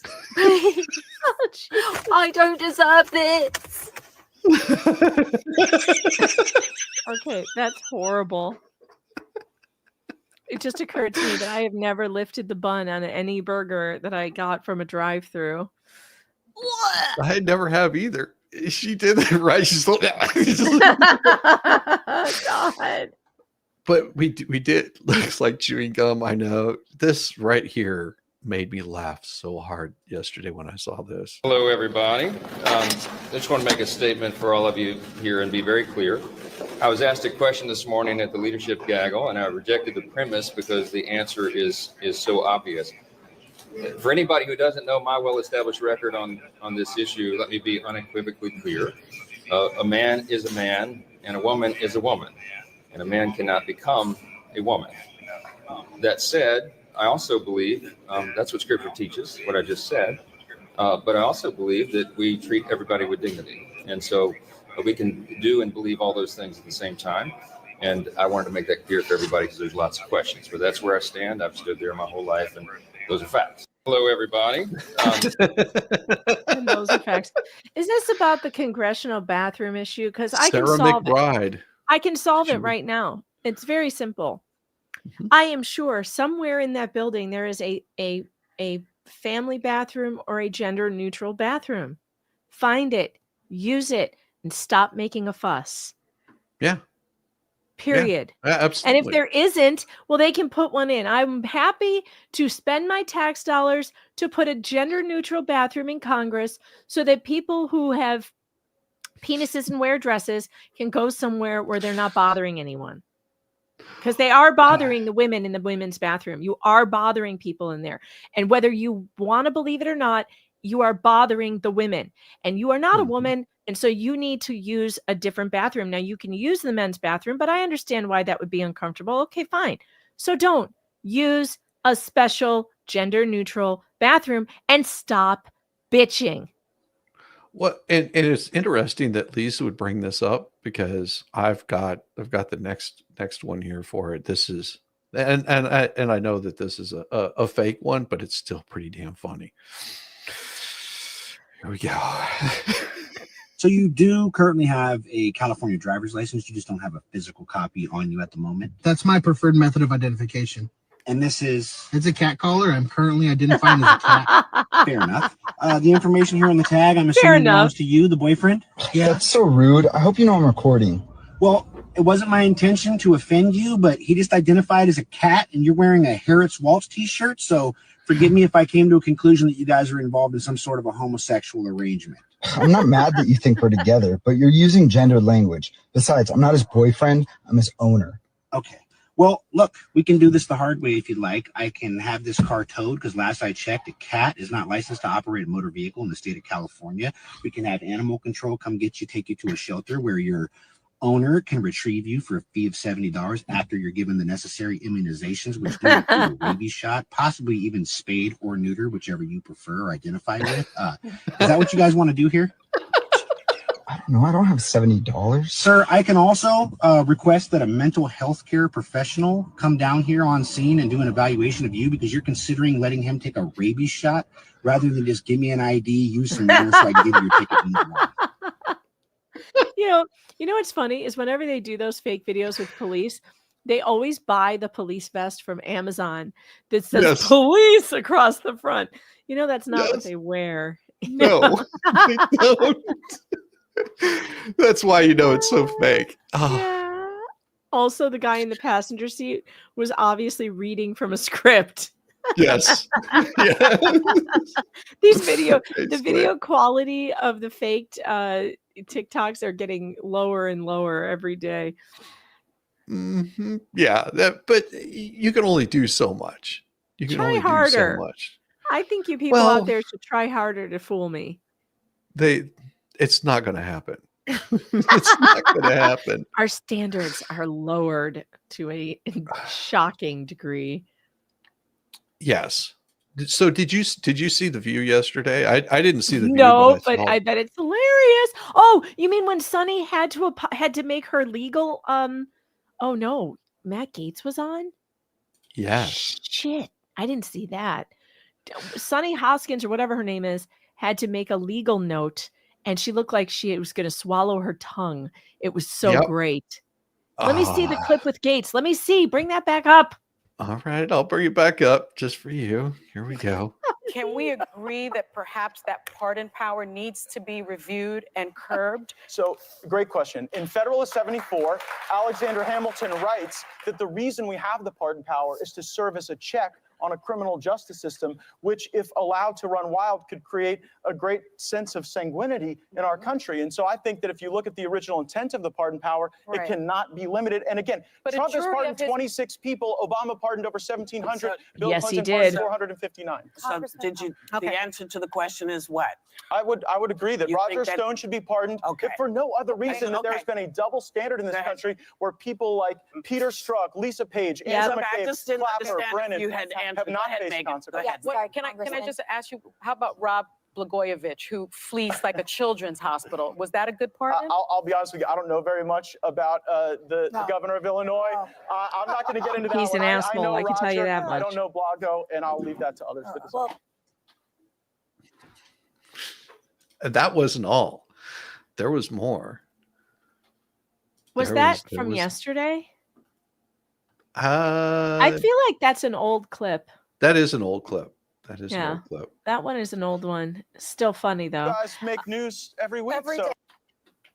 And it's we an are honor. the big political show. I was just wondering if you were wearing black as a consequence of like the death of the political left in the debate last night. It was quite something to observe. Don't count the dead yet, the bodies. And then that one's crapping out on me. Let's see if I can pull up. What was her name? How's it spelled? Sunny, S-U? It's SONNY, I think. So N-N-Y. And Sunny Hostin. Yeah, we'll pull that one up right here. All right. Here it is. Here it is. It's at the very, very top of the. She has to make a legal correction. Oh, this is so good. You have a legal note. I do have a legal note. Thank you, Whoopi. Matt Gaetz has long denied all allegations, calling the claims, quote, invented, and saying in a statement to ABC News that this false smear following a 3-year criminal investigation should be viewed with great skepticism. That DOJ investigation was closed with no charges being brought. We'll be right back. So they spent the day before, they probably spent the entire time, talking about the false allegations against him, or at least allegations that have not been brought to charge, right? He has not been charged. The DOJ investigated. By the way, a Department of Justice who hates him investigated him and couldn't find any charges to bring. And they spend the entire show going over these allegations, pretending that there's this big scandal. And then they get an angry phone call from a lawyer saying, if you don't correct this, if you don't tell your audience that there were no charges, we're going to sue you. That's what that was about. And if you go back, I have the whole thing. I have the whole thing right here. How could you nominate someone with allegations of child trafficking across state lines and having sex with a 17-year-old? My understanding further on in the interview, they discussed the fact that once he finds out that she's 17, he stops having sex with her. Sonny, you have a legal note. I do have a legal note. Thank you, Whoopi. Matt Gaetz has has long face. denied all allegations, calling the claims, quote, invented, and saying in a statement to ABC News that this false smear following a 3-year criminal investigation should be viewed with great skepticism. She's being forced The investigation to say is this. closed with no charges being brought. So We'll be right back. disappointed. So disappointed. Right, I have my favorite Matt Gaetz moment for you. My absolute favorite. This man is a beast. This man is an absolute beast. Be offended. Is it safe to... Okay, wait. Is it up? I can't tell. Yeah, All right, it's there up. you go. It's up. All right. Yeah, this is my absolute offended. favorite moment. Is it safe to say that based off of your comments, you're suggesting that these women at these abortion rallies are ugly and overweight? Yes. What do you say to people who think that those comments are offensive? Be offended. Is it safe to Be offended. An absolute beast. Whatever it is he's done, I forgive him for this one clip. I just anything Matt Gaetz has done, I just go back to this clip and remember how much I like this. I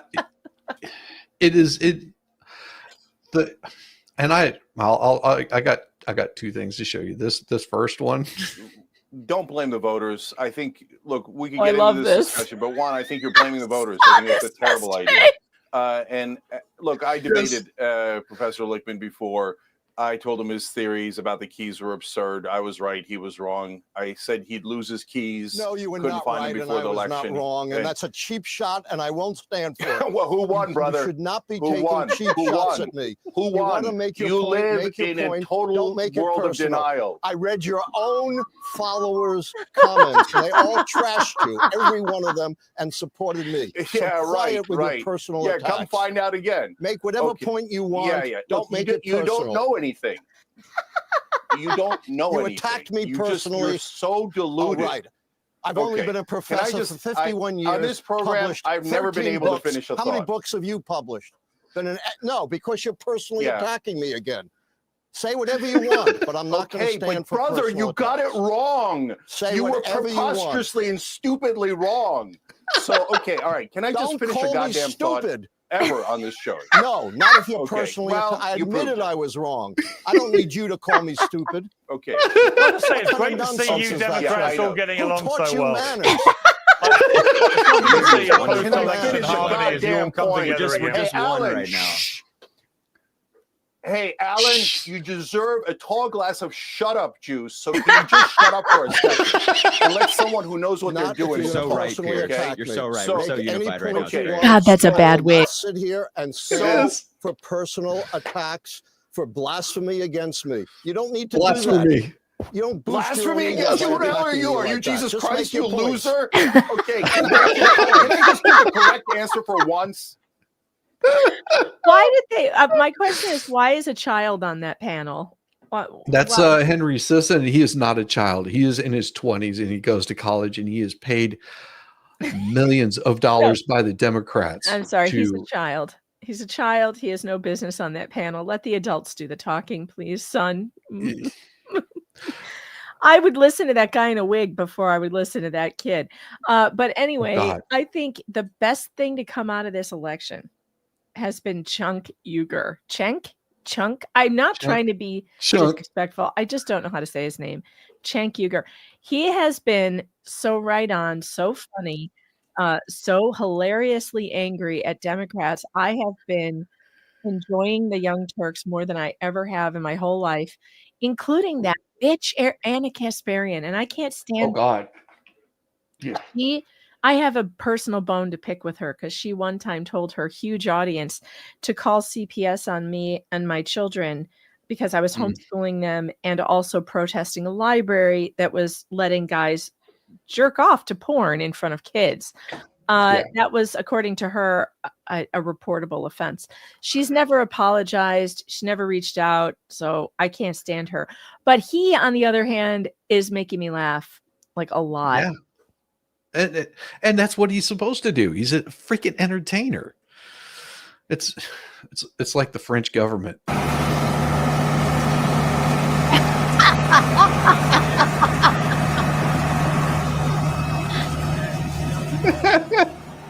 Blowing shit all over the parliament or whatever. It's perfect. Yeah.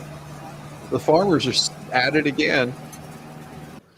Yeah, I believe that in the UK, they're at it in the UK now. And what's his name? Jeremy Clarkson was out there. I meant to listen to that interview. Did you hear Jeremy Clarkson?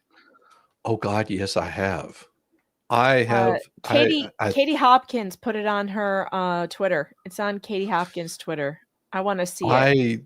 I think Katie Hopkins. Yeah, if you've got it, pull it up because it is unbelievable. I think I had it from yesterday and I just never pulled it up. Oh no, it's not there. Hold on, let me find it. She was telling us yesterday that this was going to be happening today, and then it is. Okay, so that's not. Here's the one. Here's the clip. Okay, here. Let me hold this. Yeah, because I saw that interview. It was amazing. Let me know when you can see it on the screen. Yeah, you got it. Be on somebody else's behalf. So why are you here, Mr. Clarkson? Well, because I'm here to support farmers. Right. Are you angry? So we've got to be angry on somebody else's behalf. That's like being, yes, no, I'm not angry on someone else's behalf. Right. So it's not about you. It's not about your farm and the fact that you bought a farm to avoid inheritance tax. Classic BBC, that. Classic. Oh, yeah. It's not the fact that I bought a farm to avoid inheritance tax. The fact. You told the Sunday Times in 2021 that's why you bought it. Sorry? BBC. Okay, let's start from the beginning. Sure. I wanted a shoot. Okay? That's even worse to the BBC. I wanted a shoot, which comes with the benefit of not having to pay inheritance tax. Pew-pews. But people like me will simply put it in a trust. And as long as I live for 7 years, that's fine. And as my daughter said, you will live for 7 years. You might be in a deep freeze at the end of it, but you will live for 7 years. But it's incredibly time consuming to have to do that. And why should all these people have to do that? Why should they? So one of the reasons Rachel Reeves says she brought this in is to stop wealthy people using it as a way No, of that was the avoiding- only reason she did. Well, Why no, the other reason was to raise money for public services. Oh, like they need more of that. Have you Are seen? you listening to this? Have you tried to get a GP appointment lately? Yes, I Right. just recently had a heart attack. Okay, so you know it's tough. Yes, So where should they get the money from if it's not from farmers? from farmers. With You hear that, everyone? with BBC assets. thinks you should be paying for everything. Which, Clark, okay, you do know you it's know not the how many BBC people pay inheritance tax in this country? It's 4% of estates. What? 4% of estates. 4% pay inheritance tax. 96% of the population of the UK does not pay inheritance tax. After this becomes law, 96% of farmers will. Where have you got that figure from? Who here, Jesus Christ. who here is going to be unaffected by these changes? No one. Well, you've got 96%. Well, the same place that Rachel Reeves does, from the middle of her head, from the Sixth Form Debating Society that she was no doubt a member of, which So- formed her opinions and yours. I am not expressing opinions. I'm Yes. Oh, literally asking bullshit. questions. You know that. Mhm. So, what is your message to this government? Please back down, please. And get the money from where? Well, they've got 40 billion. I'll tell you where you get the. Walk into any of the offices around here. If you don't understand what somebody's job is, fire them. Fire them. Cut the fat. Civil service. Yeah. Civil service is too top. You know that. I must get on. Oh my God, he destroyed her. Yes, That he was did. an absolute bloodbath. This is hilarious right here. Just watch the look on this guy's face. Hey, motherfucker, don't touch them. Don't touch them. Don't fucking he considered and he loves it. Don't touch them. You better fuck that fucking door right the fuck down. No way. What is happening? He's cheated on her. Oh my gosh. Sorry, My ex. That's my ex. He's still eating. It's insured.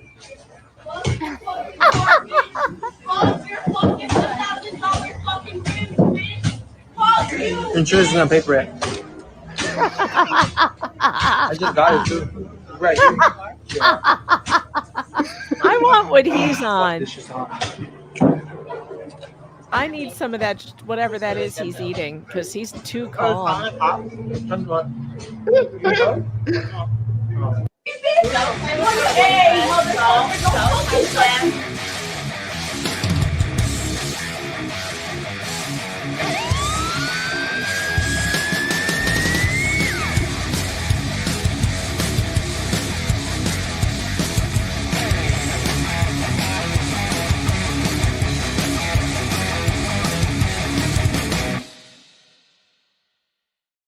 A word from our sponsor, Fall Storm. the only way I would be that calm is if the cops were already on their way. Yes. Otherwise, Oh, well, I don't need my second cup of coffee now. That woke me up. Damn it. Well, we're here to serve, Megan. Oh, every time do- it gets me off guard. Every single time I jump. That's all right. Sometimes I do too. Oh my God, Yamaha was on fire last night. Megan, this last night, she goes, "Who is this Yamaha biker guy?" Oh my God, I love He him. is I love awesome. him. Let me tell you something. Last night I was I was trying to fall asleep, and I fall asleep every night listening to somebody's stream, and it was yours last night.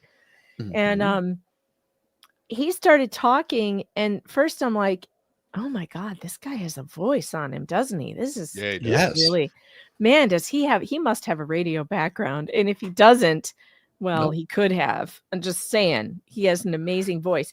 But then he starts, spitting facts. And I'm like, who is this guy? I absolutely love him. I loved everything he said last night. What an incredible find. And then you showed me, or somebody linked me to his I page, did. and he tells Yes. stories. Yes. He's a storyteller. great. I am now going to fall asleep to that guy's voice for Uh-huh. sure. Yes. Lots of Sure. women do. Absolutely. Lots of women do. Lots of women do. And it's funny Yeah. because he'll have a whole bunch of people watching him, and very few are saying anything in chat. They're just sitting there going, He has an amazing voice. It's like velvet. "Oh, you make me blush, Megan." That voice Yes. is gold. Yes. You've got an amazing sound and tone quality of the voice. It's like velvet on your inner ear. It's amazing.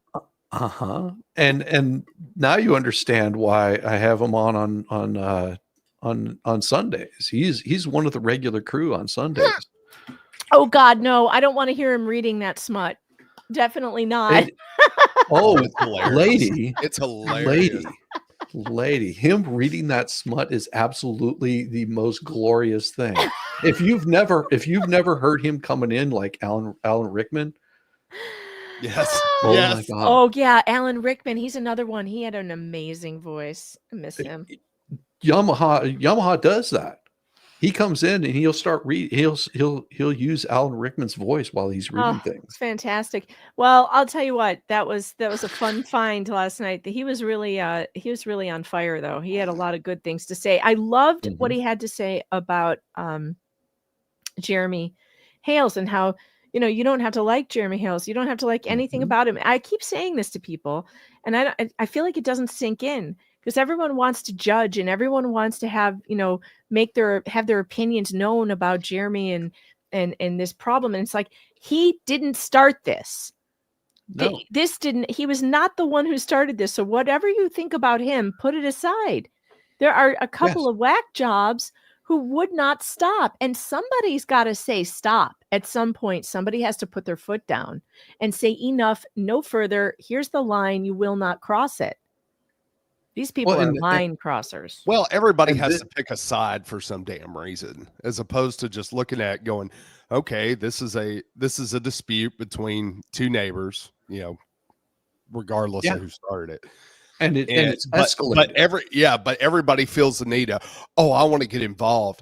I want to do this. I want to do that. And then it just blows up. And the fact of the matter is that it's all for the grift.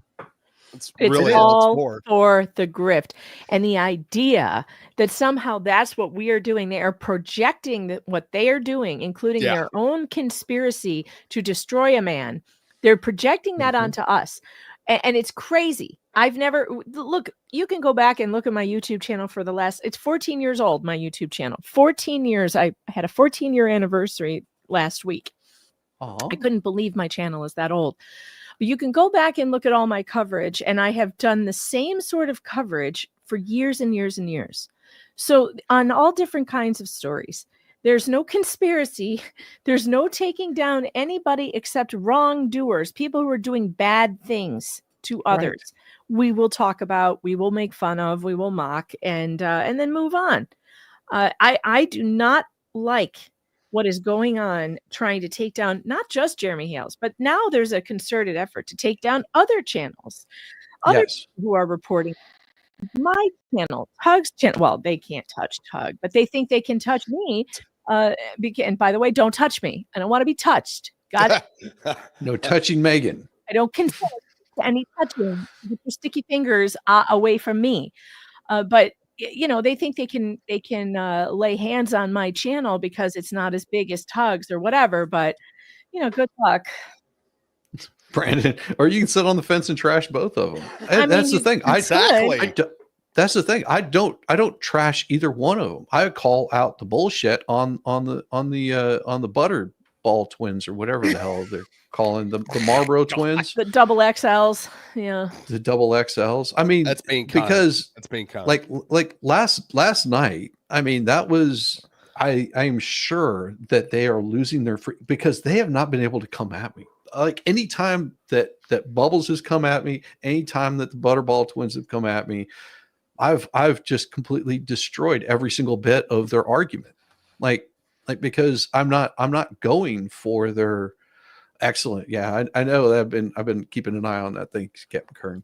Oh, this is going to get really good with the music. I'm actually going to redo a whole bunch of songs for that.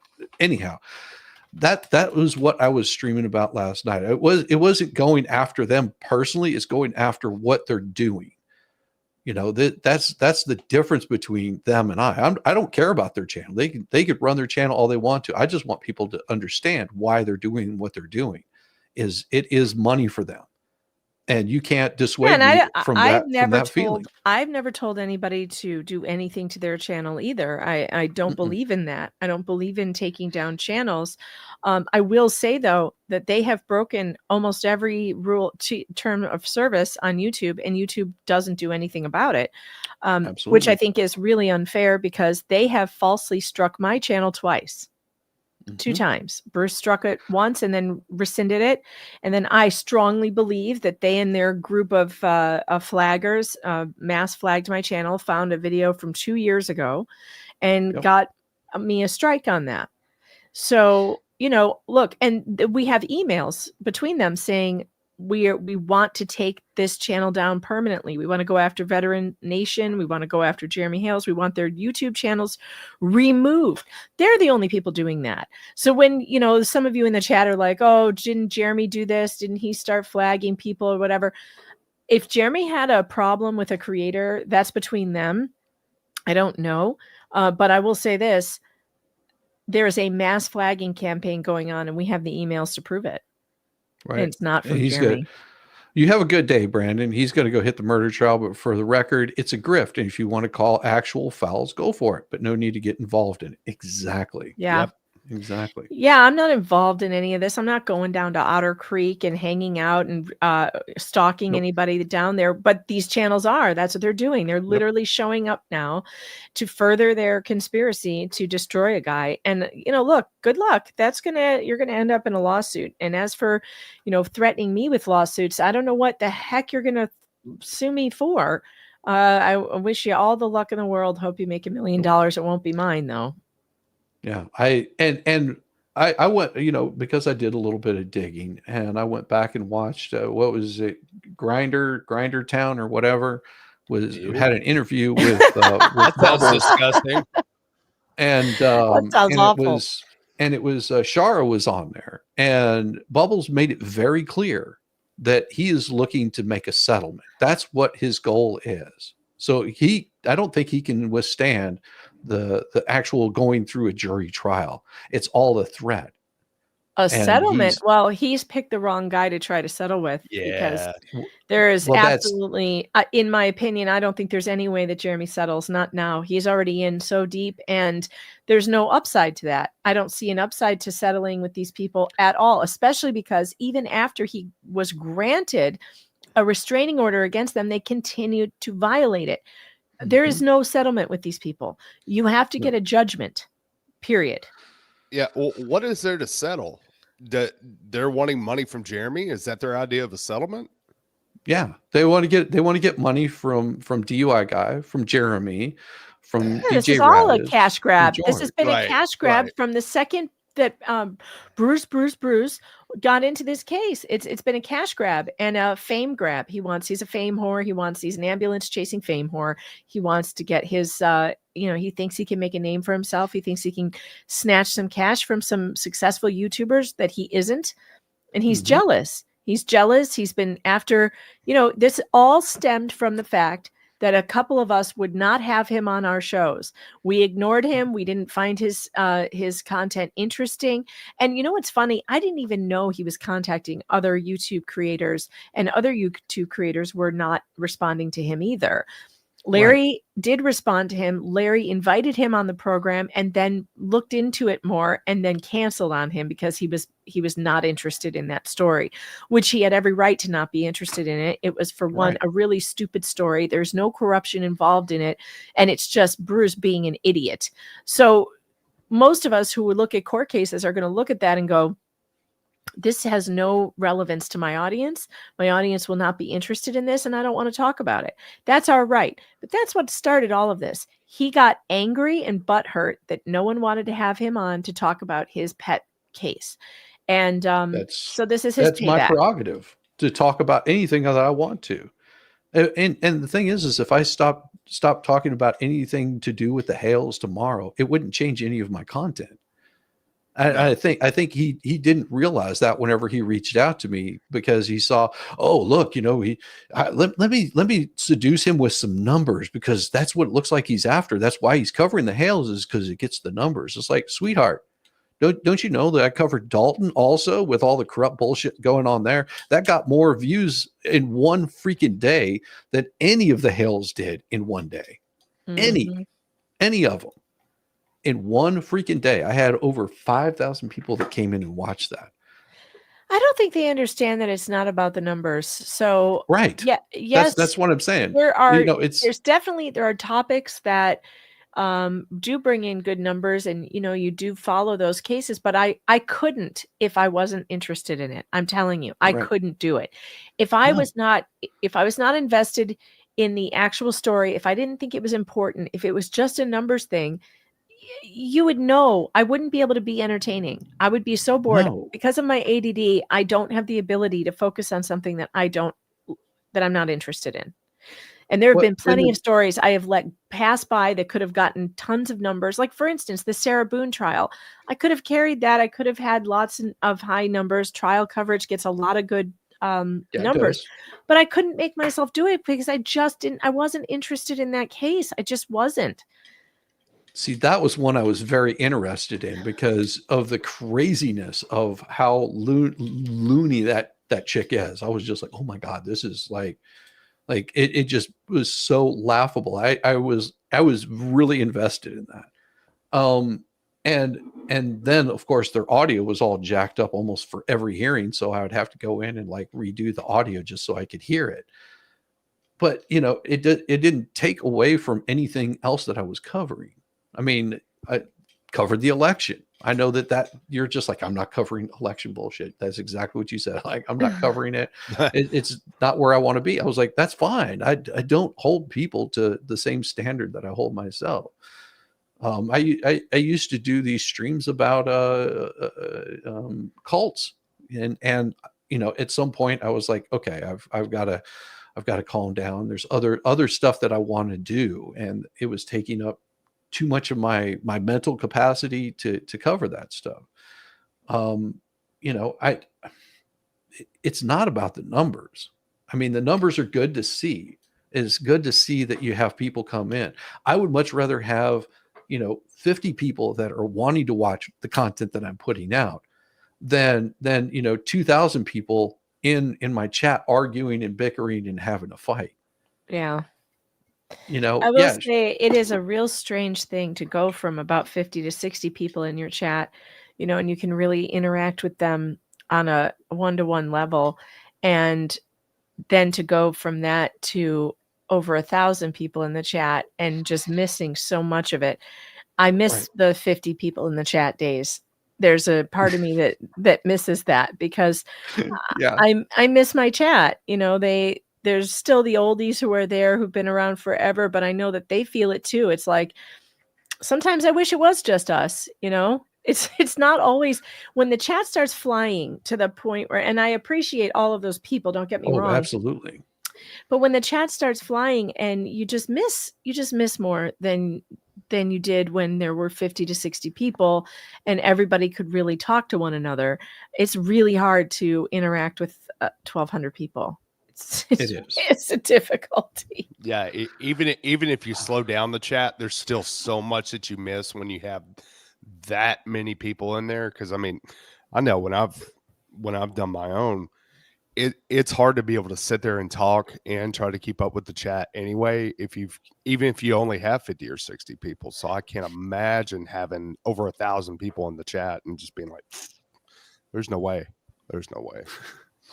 Yeah, and Mayor Dan is so spot on here. He says, I listen to the three of you because of the things you discuss, not Jeremy. But I would have found your channels because of Grudge Judge. Exactly. God, and that was a huge story. Anybody who says that wasn't a huge story does not understand the legal cases and how they work. A writ of prohibition be granted against a biased and corrupt judge who was acting unlawfully on the bench is a huge story. It happens so very rarely. It is embarrassing for this man, for Judge DeThomas's. It is embarrassing for Levy County. It's embarrassing for the governor of Florida who appointed him. Ron DeSantis should be ashamed of himself that he appointed this judge. That was a huge story. Now, should it matter that Jeremy Hales was the one who brought it to me? Absolutely not. I don't care what you think of him. He had a huge legal story, probably one of the most shocking all year that we've seen. Oh God, yes. Look, if it had outside of Laura Owens, yeah, I would say if it hadn't have been Jeremy's case, it would have come up somewhere down the line anyway. It doesn't matter. Actually, maybe not. Maybe it wouldn't have. Probably no, because here's the problem with that. It took a Jeremy Hales to bring attention to that case. No one would have found Judge Grudge without Jeremy Hales. Nobody would have known what he was doing to the poor people of the Eighth Circuit.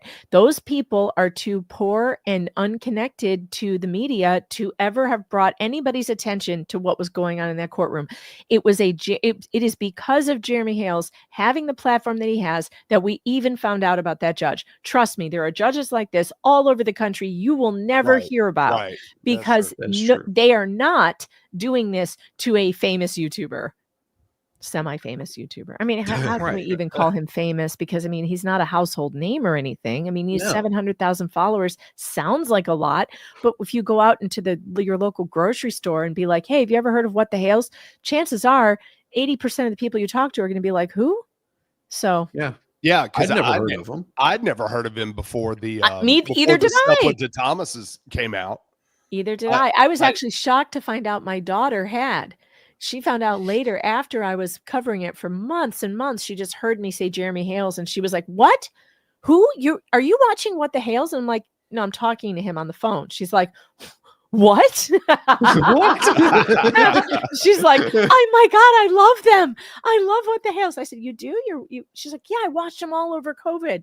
I'm like, "Oh, instead of going to classes, that's what you were doing?" I understand. Okay. That's what she was doing. She was watching What the Hales and she was supposed to be in school. Hey, she wasn't the only one. Cut her some Yeah.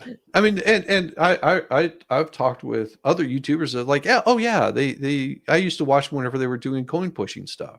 Like they don't even know them from the storage stuff. I love those coin pushing videos. I am so addicted. See, on those. And you, Megan, you came out and said, "Why would people watch this?" When I first started doing it, and then I did, just like me, because I thought this is the dumbest thing in the world, and now I'm addicted.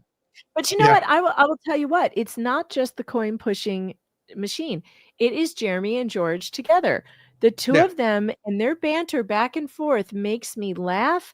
When they have the coin pushing videos with the other people on the channel, I skip them. I go right back to the ones with Jeremy and George. And no shade to those other people. It's just that those two have a hilarious chemistry. They go back and forth so easy, so funny. It's clear why they have the following that they have. They're very talented. Period. Yes, absolutely. Well, and back to the butterballs. Oh God! Because I really want to say this and reiterate it. Okay, they are PR. That's all that they are. Yes. And they will use everything in their arsenal to come at people, shoot them down. If you ask them questions, you want transparency. And I'm telling you this from any PR standpoint, if you're wanting to see where that money is going. Now, think about this. Jeremy does PR also.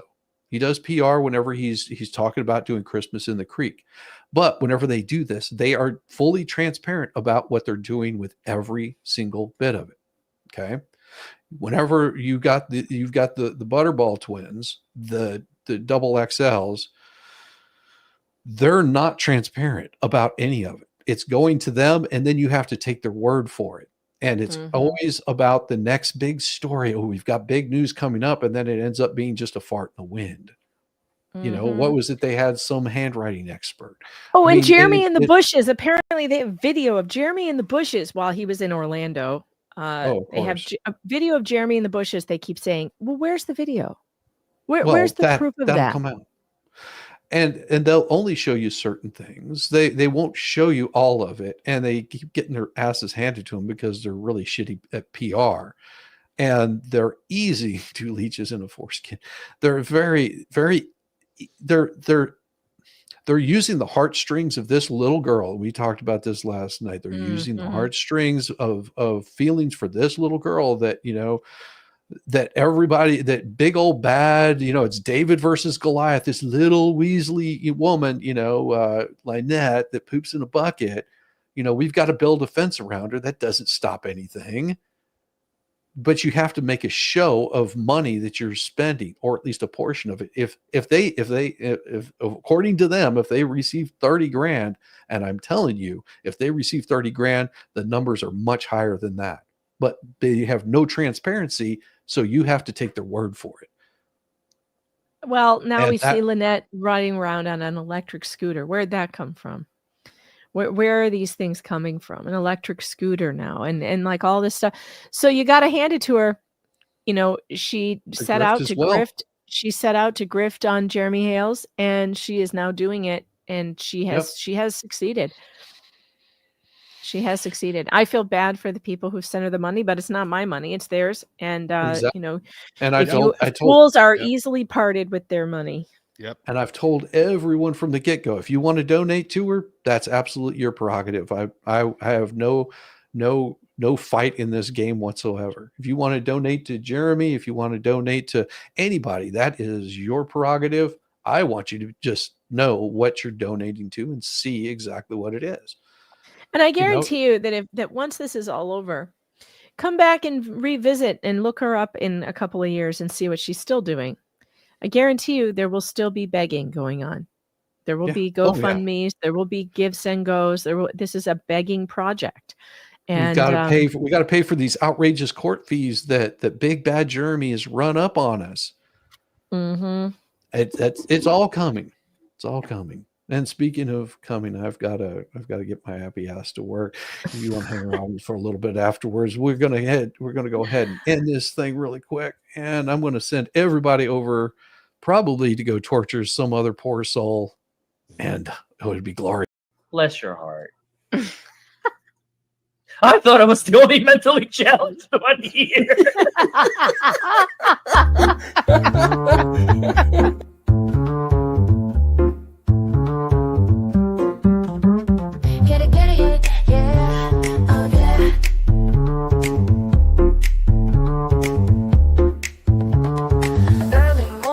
And shine, coffee's brewing, feeling fine. News is out and on the air. Shizzy Whiz nuts wild, but we don't care. Morning Whiz and Coffee. Talk the news, he's a tease. Laugh it off, we're on the go. Shizzy Whiz nuts, start the show. Let's go. Get it, yeah, oh yeah. Headlines spinning in the breeze. Stupid jokes, he's such a tease. Sip the Java, wear a smile. Pants are off, but stay a while. Morning Whiz and Coffee. Talk the news, he's a tease. Laugh it off, we're on the go. Shizzy Whiz, let's start the show. Let's go. Get it, yeah, oh yeah. Headlines spinning in the breeze. Stupid jokes, he's such a tease. Sip the Java, wear a smile. Pants are off, but stay a while. Morning Whiz and Coffee. Talk the news, he's a tease. Laugh it off, we're on the go. Shizzy Whiz, let's start the show. Let's go. Get it, yeah, oh yeah. Serious is overrated. Every day we're caffeinated. Talk the town, but in a jest. Morning Whiz is always best.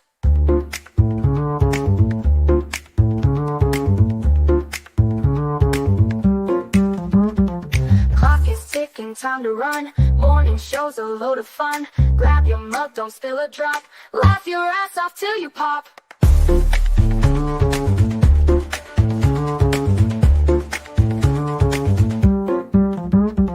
Clock is ticking, time to run. Morning Morning show's a load of fun.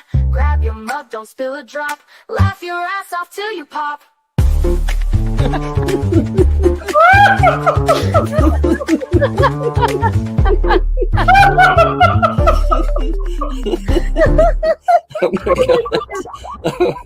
Oh my God. Shizzy breaks Larry. Shizzy broke Larry.